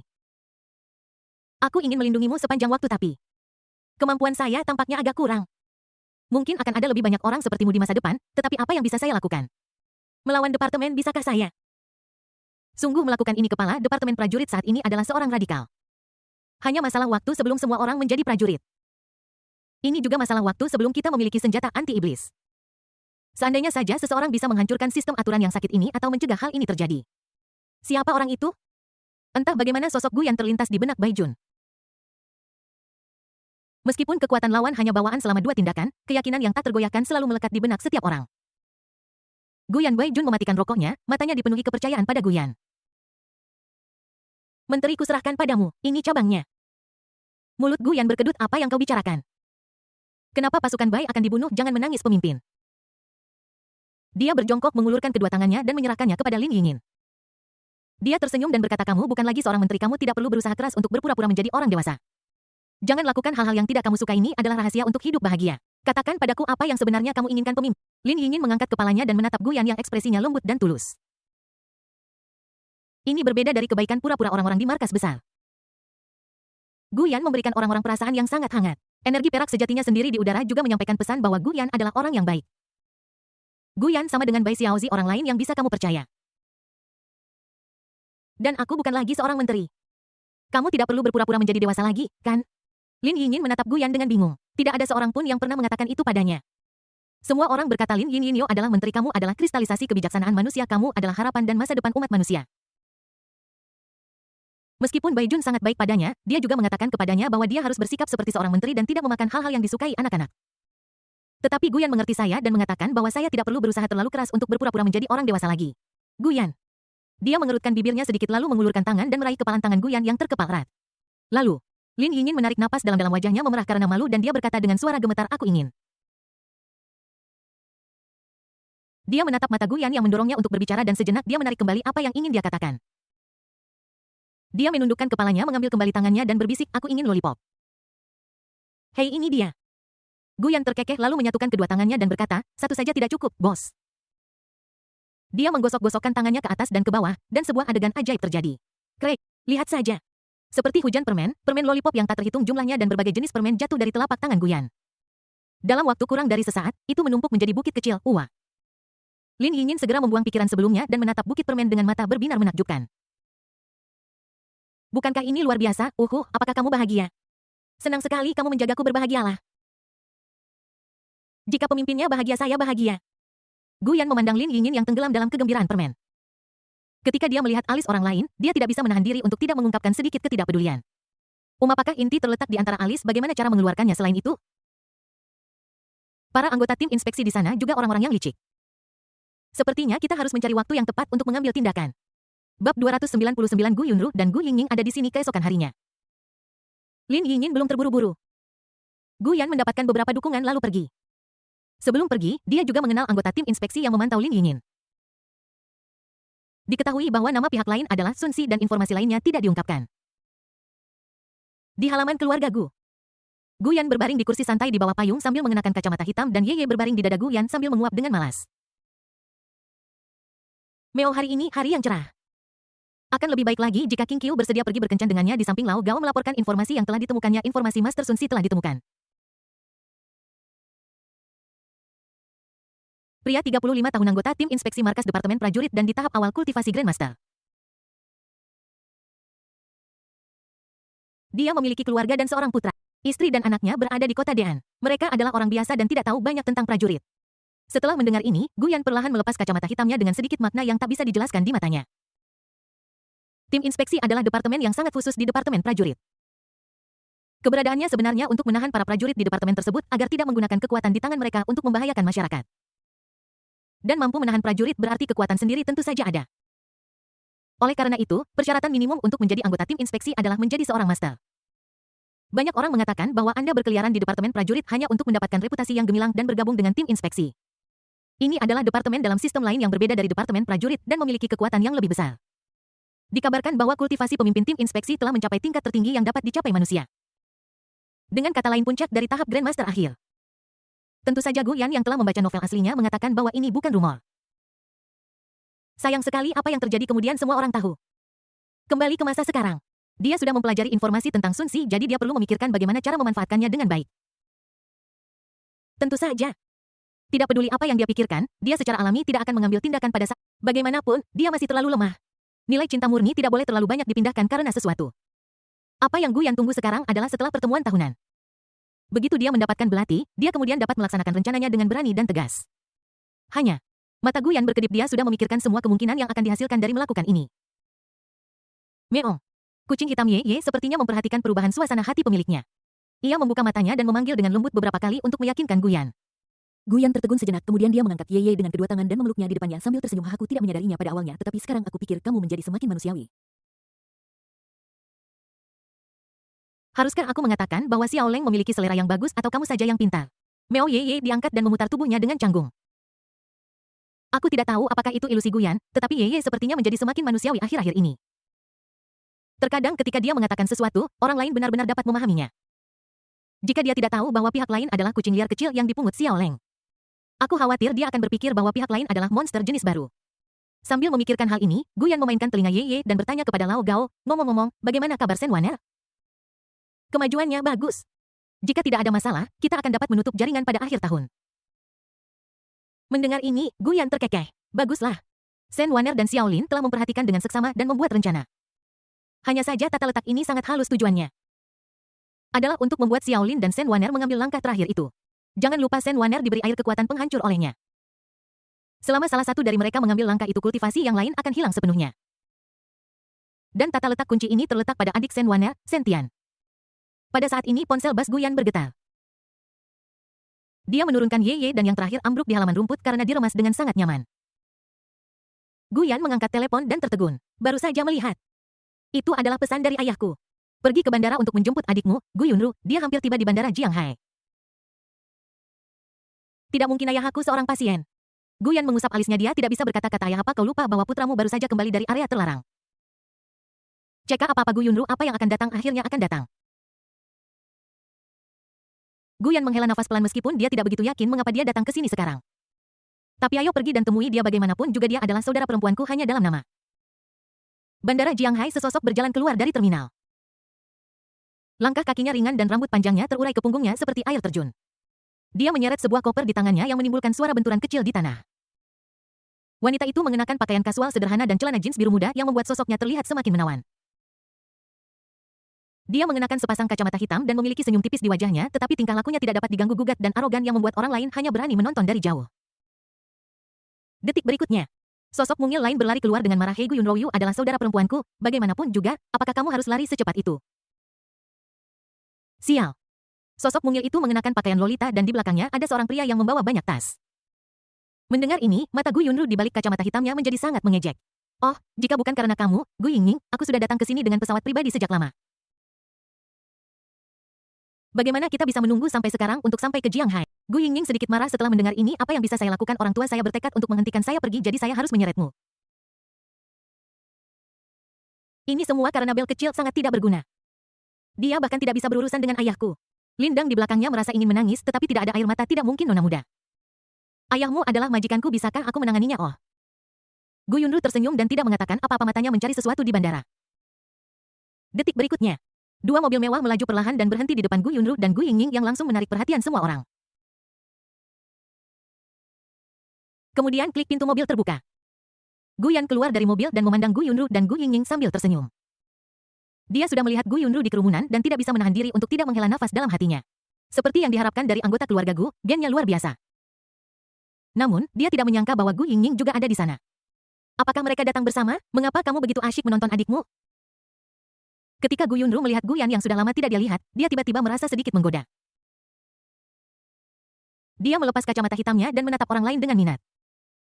Yang terakhir mengangkat bahu dan berkata, tolong maafkan saya selalu mengolok-olok Anda di pertemuan tahunan.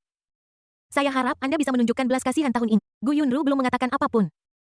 Gu Yingning mendengus dan mengangkat dagunya seperti burung merak kecil yang sombong. Jika Anda menyerah menjadi saudara pewaris tak berguna, saya akan melepaskan Anda tahun ini. Aku tidak tahu apakah itu ilusi Gu Yingning, tapi Gu Yan hari ini berbeda dari sebelumnya. Untuk berbicara tentang perbedaan yang paling intuitif yaitu menjadi lebih percaya diri. Dulu setiap kali Gu Yan melihat mereka berdua, dia akan terlihat tidak senang, tidak ingin melihat mereka, tidak ingin berbicara dengan mereka, dan dia juga memiliki rasa rendah diri yang tidak dapat dijelaskan. Aneh bahwa dia bersedia menjemputku di bandara dan bahkan berbicara denganku tahun ini. Kakak sampah, Gu Yan memandang Gu Yingning. Dari mana versi 2 ini? Nol dari Leng Linger berasal dari. Iblis wanita semacam ini perlu dihukum berat. Oh, jangan biarkan hantu wanita bertabrakan satu sama lain. Apakah Anda mengatakan sesuatu yang buruk dalam pikiran? Gu Yingning adalah seorang ahli psikologi bersertifikat internasional, sehingga dia secara alami dapat melihat apa yang dipikirkan Gu Yan secara sekilas.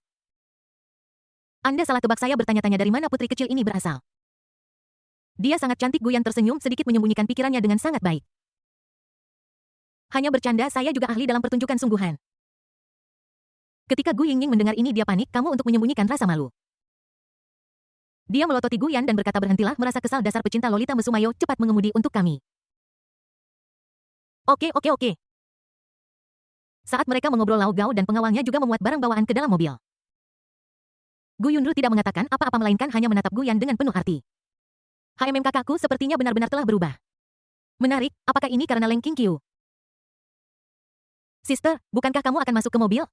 Gu Yan membuka pintu belakang dan menatap Gu Yunru dengan sedikit kebingungan. Yang terakhir, di sisi lain, sedikit terkejut. Gu Yankol memanggilku saudara perempuan. Entah bagaimana suasana hati Gu Yunru membaik dan dia berjalan maju. Dia mengulurkan tangan dan menyentuh kepala Gu Yan, adik yang baik. Setelah mengatakan itu, dia meregangkan kaki panjangnya dan masuk ke mobil. Gu Yan, mengapa gambarnya berbeda dari yang saya bayangkan? Bagaimana dengan plot peran pendukung wanita yang jahat?